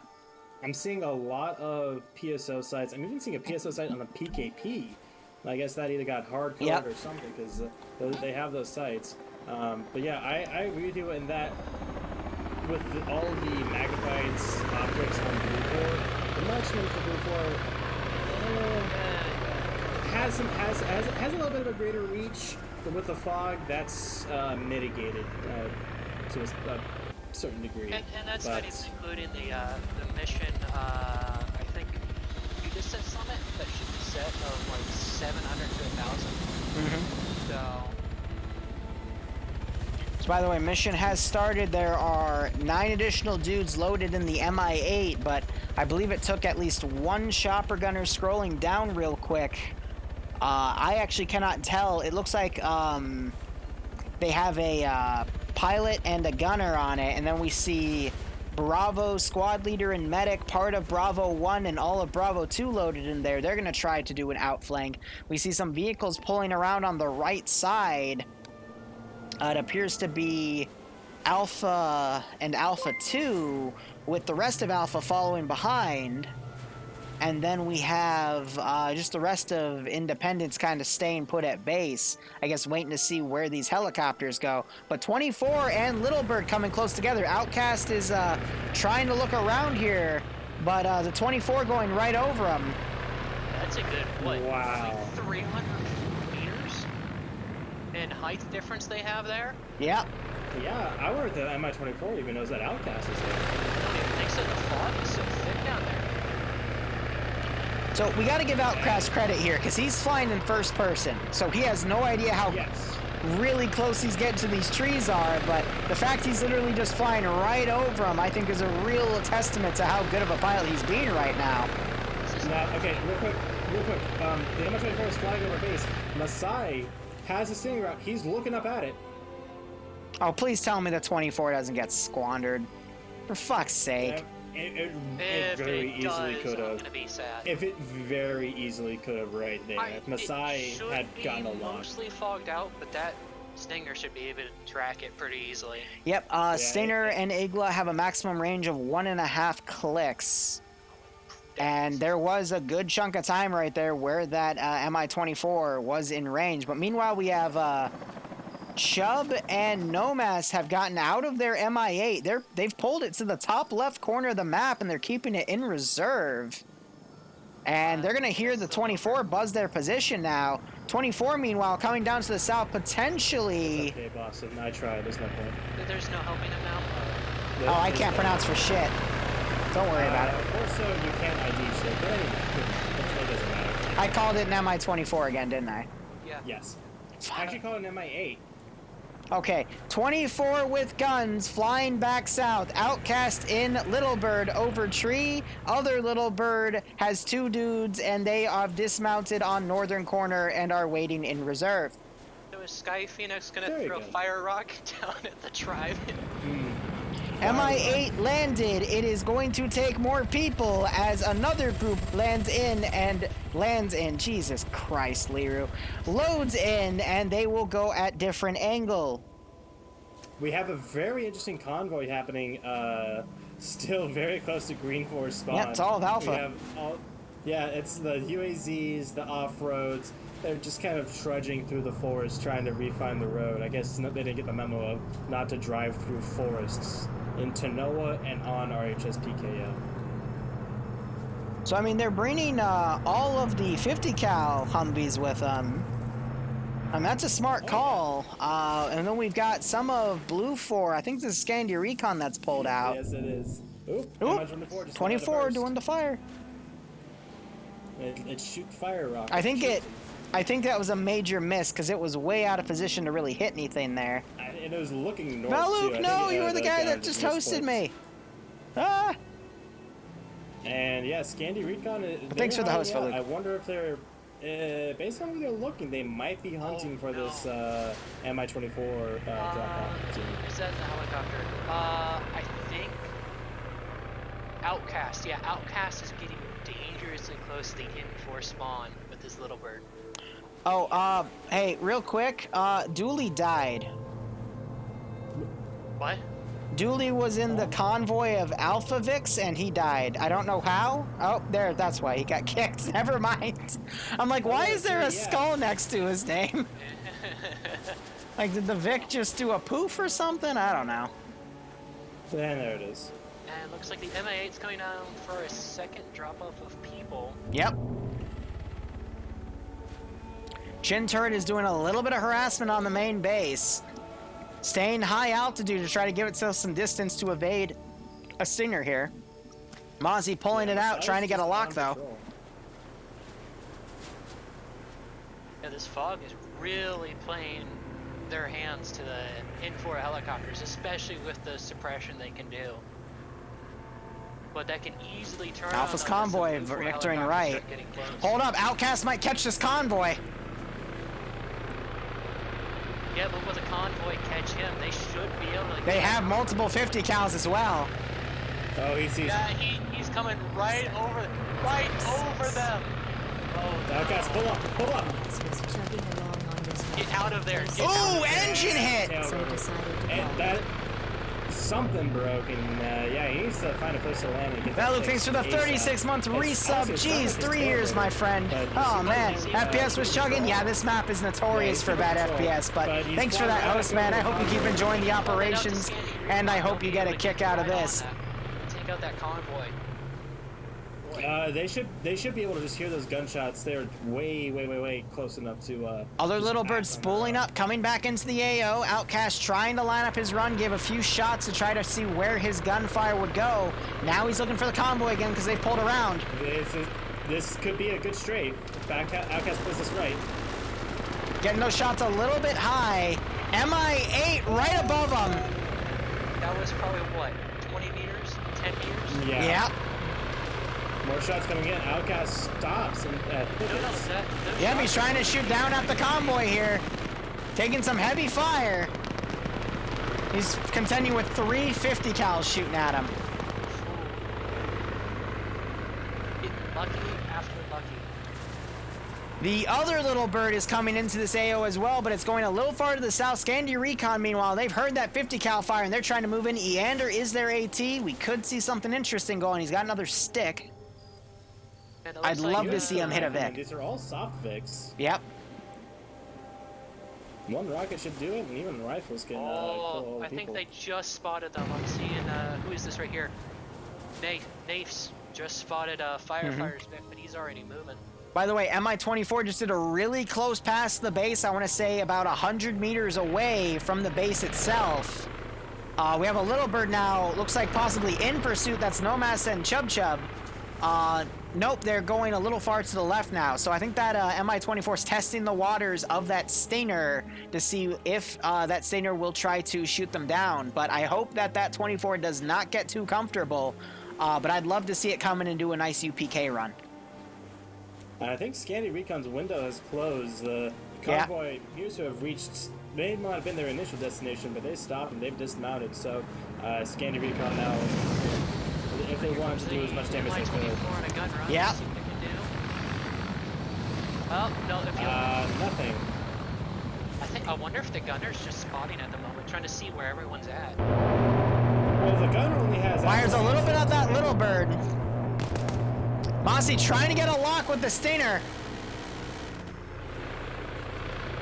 Nomas now trying to pursue, but that 24 is going to be a lot quicker than the little bird at this moment. Outcast also looping around, trying to follow in with Nomas here. Yeah, so far it's only been aerial assets that have been fighting. I'm waiting for when the ground finally starts to kick off. Oh, definitely. Scandi, if they're able to get good eyes and good intel on the sheer number of Infor that are here, I think that they would have the wherewithal to just hold off and act as a recon. Well, we've seen all week, all up today, Scandi Recon has done some very crazy things against superior forces, so I think they're in the mood to engage. I don't think they're going to hold out here. Besides, I mean, they're right next to all the 50 cal Vics, and the 50 cals are not facing them, so stealing some of those would be brutal. And Firefighters looking the wrong way. Yep. Nemesis pushing up with that 249. He's been heavy on the MGs, and he's going to find Hoyt soon. So I think he might have just have. Notice about the off-roads is they do have the shield, and they do have, I believe, the holographic. The holographic scope. So they're not going to be able to see, you know, far left and right other than what exactly they're pointing at. Oh, Hoyt's about Nemesis. Yeah, B spots. They need someone to fire nearby to cover to mask Hoyt being killed.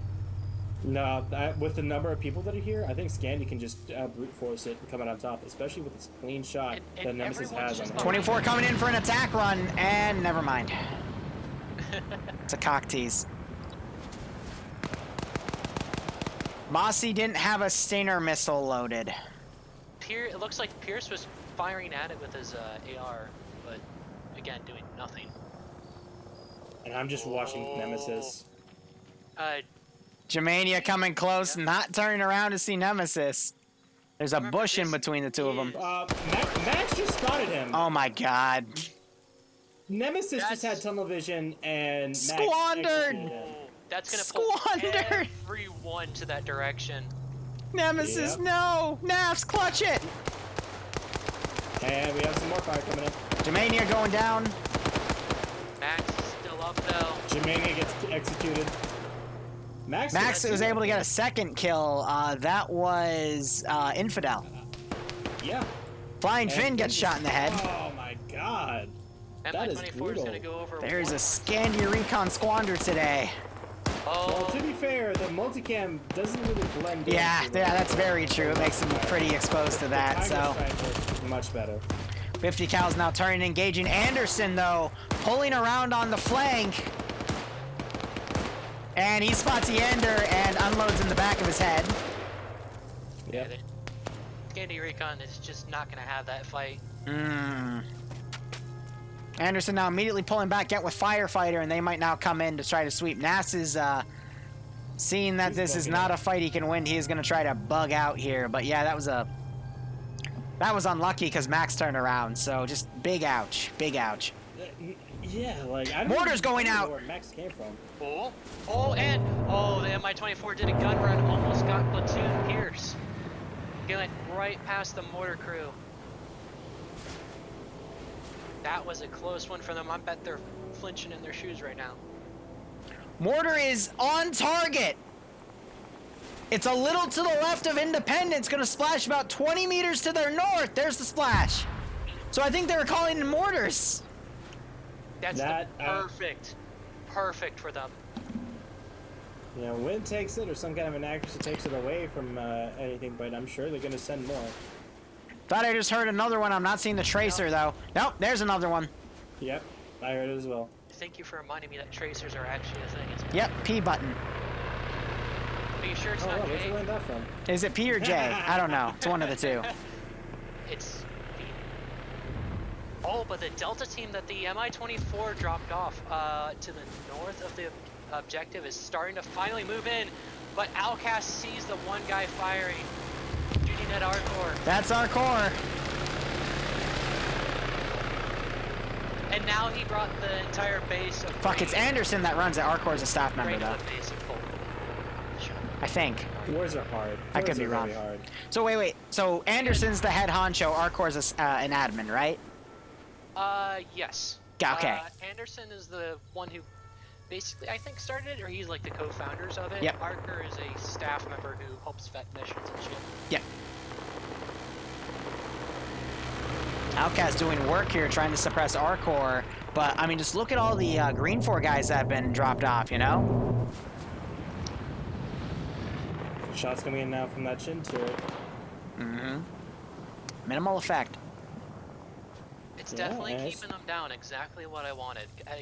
That's exactly what I said. But for whatever reason, it looks like the Import platoon is staying back. They're not even going to get involved in this fight. I mean, with them, they've already flexed a mortar. Yeah, it makes sense. What doesn't make sense is Outcast flying through this group. Ooh! That was a shot right there. Gets out of the way. Oh, he's been shot out! He's dead. No. AT even came up. Oh, and there goes a little bird. Nas, meanwhile, he was harassing Anderson. Nas took a few hits, though. He just sticks out like a sore thumb in that forest. I know, right? Like, yeah, Outcast definitely flying a little too close to the sun, but he did decent. He stopped that convoy from getting to their intended destination, although I think they got there anyway. I'll be honest here, the longer that N4 takes, the less confident I feel about Blue 4 actually winning this. Because they're slowly getting surrounded. Mm-hmm. But the saving grace is the mortar. Yes, if that mortar could start doing some serious work. 24 coming in for another run.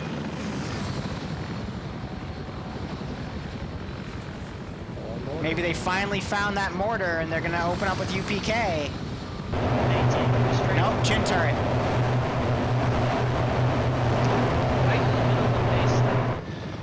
Shots landing really close to some guys, but not really seeing any good effect there. One of the little birds is firing at the Mi-24. Yep, Nomad's little bird. Or Nomads, excuse me. But that, the 24 is doing the equivalent of wild weasel runs, where it's just flying through an area really fast, trying to draw out the Stinger to fire at him, or he's flying at a speed so quick that the Stinger just cannot get a lock. I've been watching Massey, and he's been having trouble with that. Warner just went out to the west again. It was too far. It actually almost hit the little bird wreck right there. You mean to the east? And now? The other west. The base is open fire on the N4 group to the north. They've been moving through the low ground, through the dried up riverbed. Zenos, how you doing? Yeah, they've come into contact now, so that's the northern part that's been Mass is also completely pulled back. From the east now with 2 technicals and a bunch of infantry. 3 technicals. All 3 Yep, they still have all 3. East side. Meanwhile, Mass is pulled way back to the south. Your MIA doing knee surgery? Hey, man, I hope it's okay. Surgery terrifies me, man. But I understand that it's needed to keep people alive.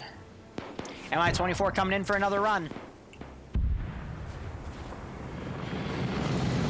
Looks like it's climbing altitude, trying to set something up.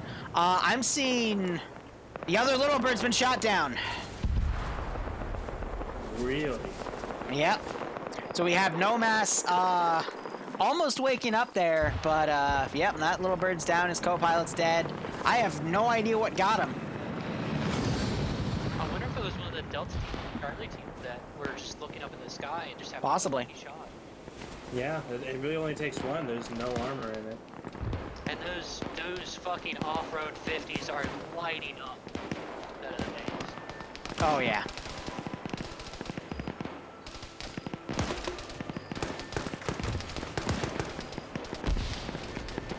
Yeah, Independent has Iglas. I'm trying to look for where he is. Farther into this base, not trying to, reach out to the farthest extent of it. I think we'll probably win. Another mortar round going out. Sorry, Dom brings up a good point. Infor does have Iglas, so... Yeah, I know. I've been trying to find the Delta 14 guy. Just I'm blind. It's Frost. It's Frost, and he does not have any kills, so I don't think it was so the way this works on There's the UPK! Sorry, Buffy, go ahead.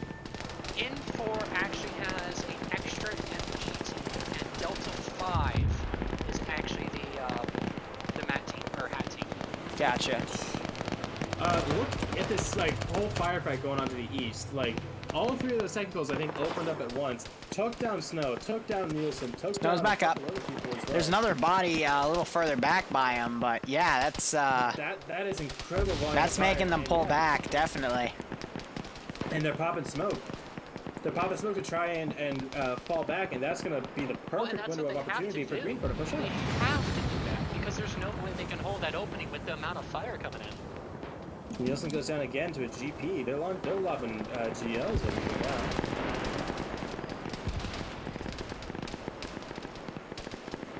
They need to start mortaring that ridge area from the east.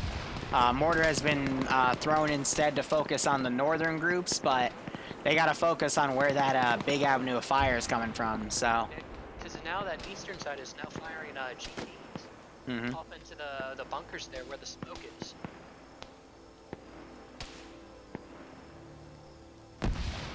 Like I said, I think the longer the Infor spends outside the base, the less of a chance that Blue 4 is actually going to win this. Naf's circling back. He played it extra cautious after the last fight, and that's biting him in the butt. Also, you can see one of those MiGs, excuse me, out in the open. It looks like Platoon HQ has been dropped off on the north side for Infor. Another UPK run coming in on the initial entrance of the compound, but I'm not really seeing that much effect here.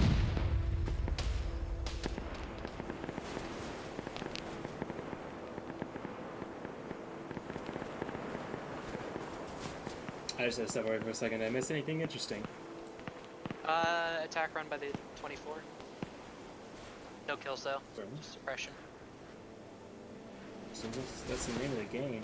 I think the mortar's putting flares honestly, out. There's not much to be, said about the match.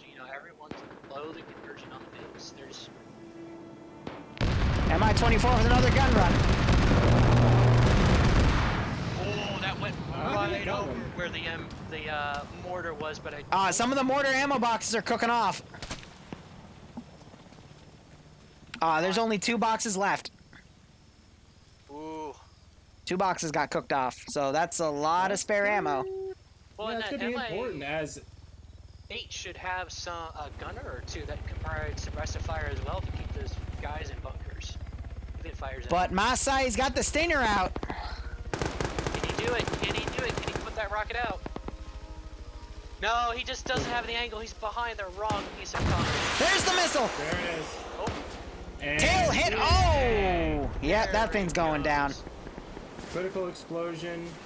Though it's heading towards where Platoon HQ is, so if they can actually get over there quick enough, they might be able to save the pilot. Maybe with Ace as a possibility. Maybe. But again... I see it. We saw it with the MI-24s, that's for sure.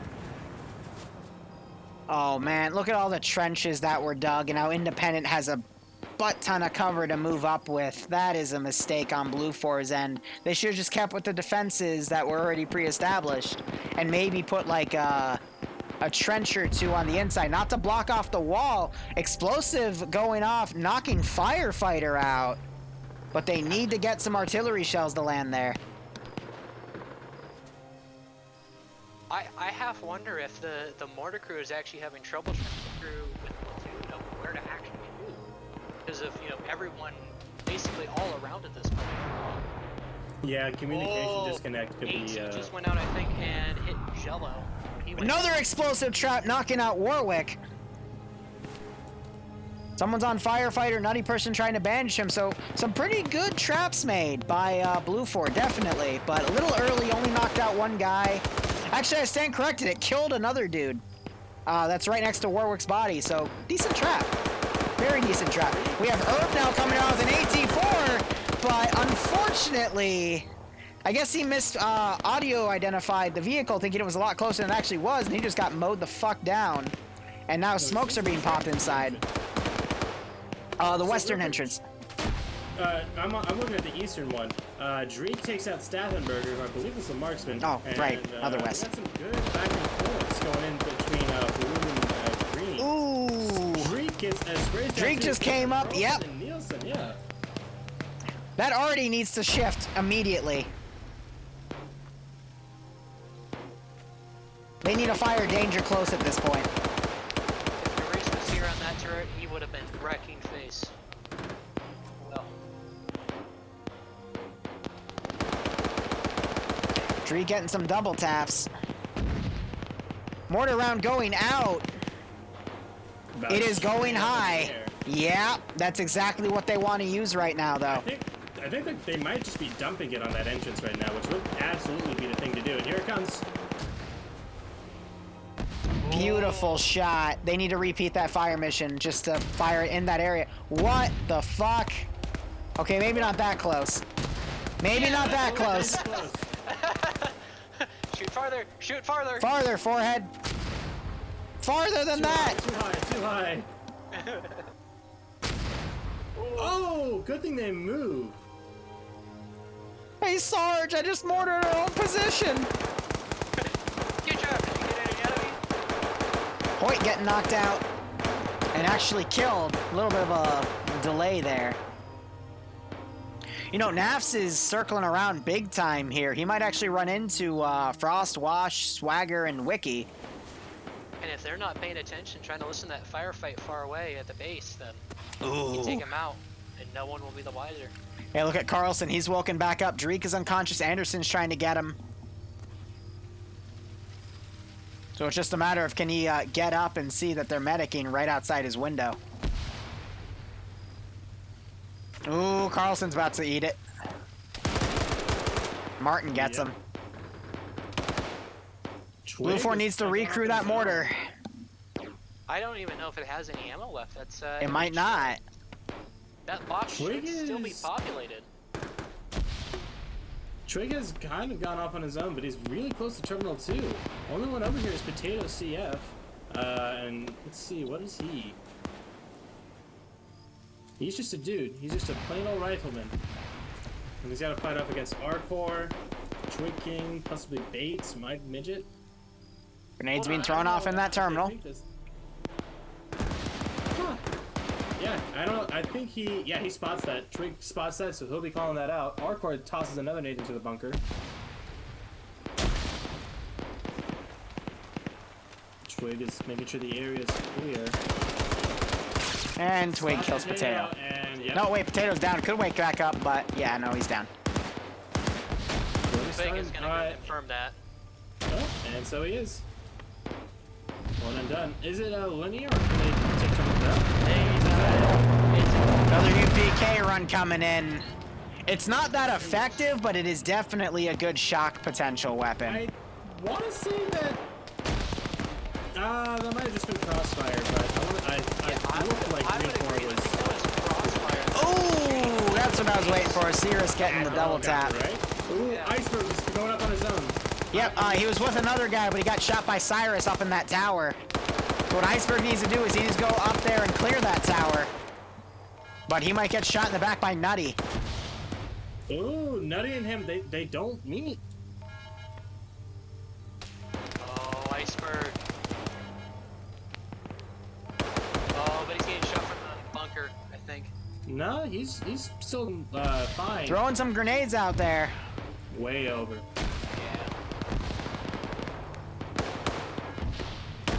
There's those shots, though. Spots Martin. Gets the kill. Too much time. taking way too much time. Too much ammo. Switches mags. Oh man. He's investigating. He sees that radio pack. But he misses the head. He misses the head of platform. Turns around just in time. That was nice for Iceberg there. Another chin turret attack. Anderson's coming up behind from him, afar.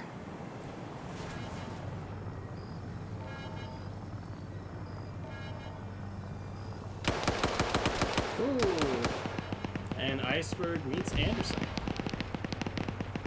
Now here's where Blue 4 can really start doing double. Double tap on Nutty Person. Really look at this base and get kind of a layout feel for it. So when Independent comes in, they should have the advantage here.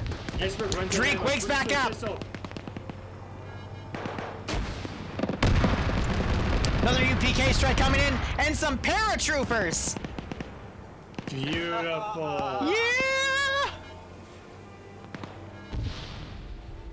Nafs, meanwhile, he's gotten behind some of those Blue 4 guys. He actually got some kills here.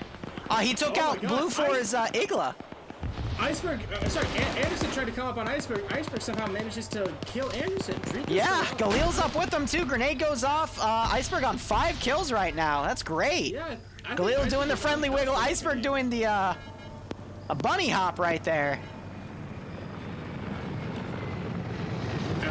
I'm sure they're talking. Oh my God. Their comms, and he's just hiding. Dude, Masai got Severe and Mito as they were trying to go to the other terminal site. LaFave is making a sprint for Terminal 2, trying to pause that hack. Marcos on defense, so it's a one-on-one. He's not gonna make it. Nope, but he will. He catches Arkor out of position. Oh, but Arkor with the 7.62 rifle. No scopes LaFave. Meanwhile, Iceberg has died to Wiki. Ooh. Unfortunate. And Oddball was able to get the kill on Marseille here, taking out the Igla gunner, or excuse me, the Stinger gunner. Sholin's trying to fold back in here, but unfortunately gets shot in the back by Pads, and now Blue 4 has no one defending. Blue 4 has no one, period. Holy shit. Yeah, once N4 broke the wire, they were able to just take this apart. Between the helicopter constantly doing gun runs, constantly suppressing, I guess Blue 4 didn't feel the ability to, not the need, but the ability to move throughout their own base, which is very, very good for Green 4, as we can see. Hack being started on the other terminal. Slash again, caught out of position, executed by Bates. It is just up to Eagle and Hudson here. Nafs is way out of position right here. Thanks, wakes back up. But the amount of independent dudes coming in.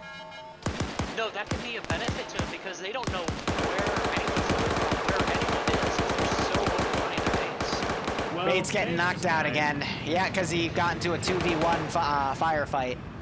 Hudson now trying to come in. Flare's going over by the helicopter, but Hudson moving in, getting the drop on legs. The terminal. He was oh, of course he was. And the hack has been paused. Hudson now going into the bunker to hide. Wow. That's why you never...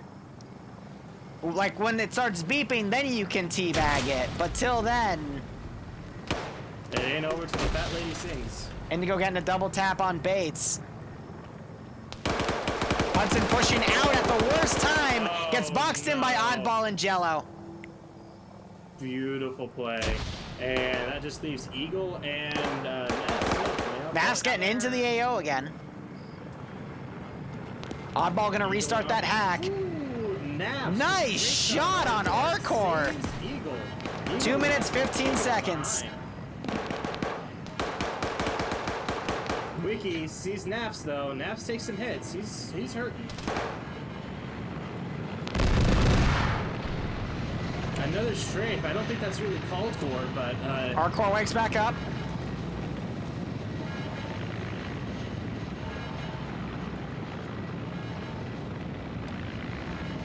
Is that helicopter coming in for a landing?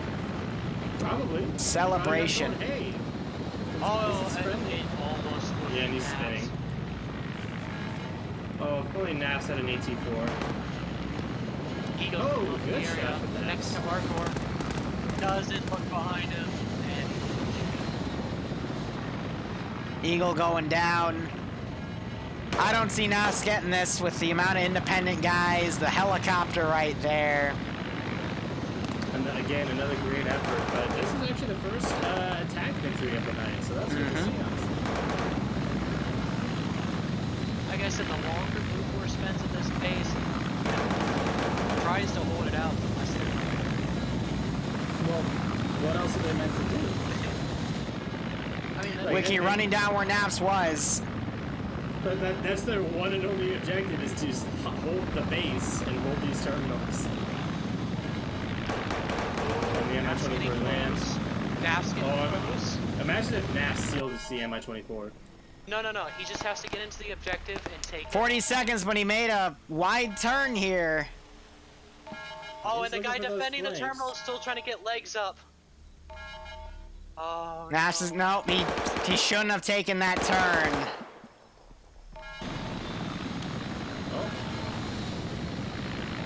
You could still get up to it and pause it, but no. No, being way too cautious here.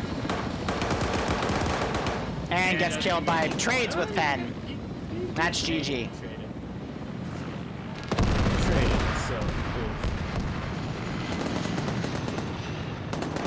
Holy crap.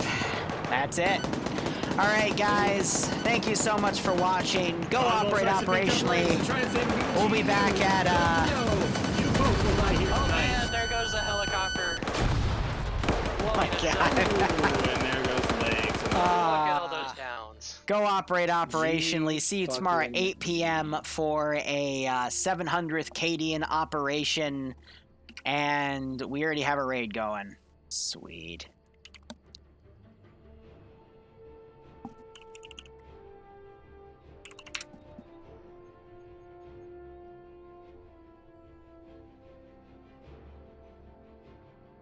Whew. All right, yep, done, run it.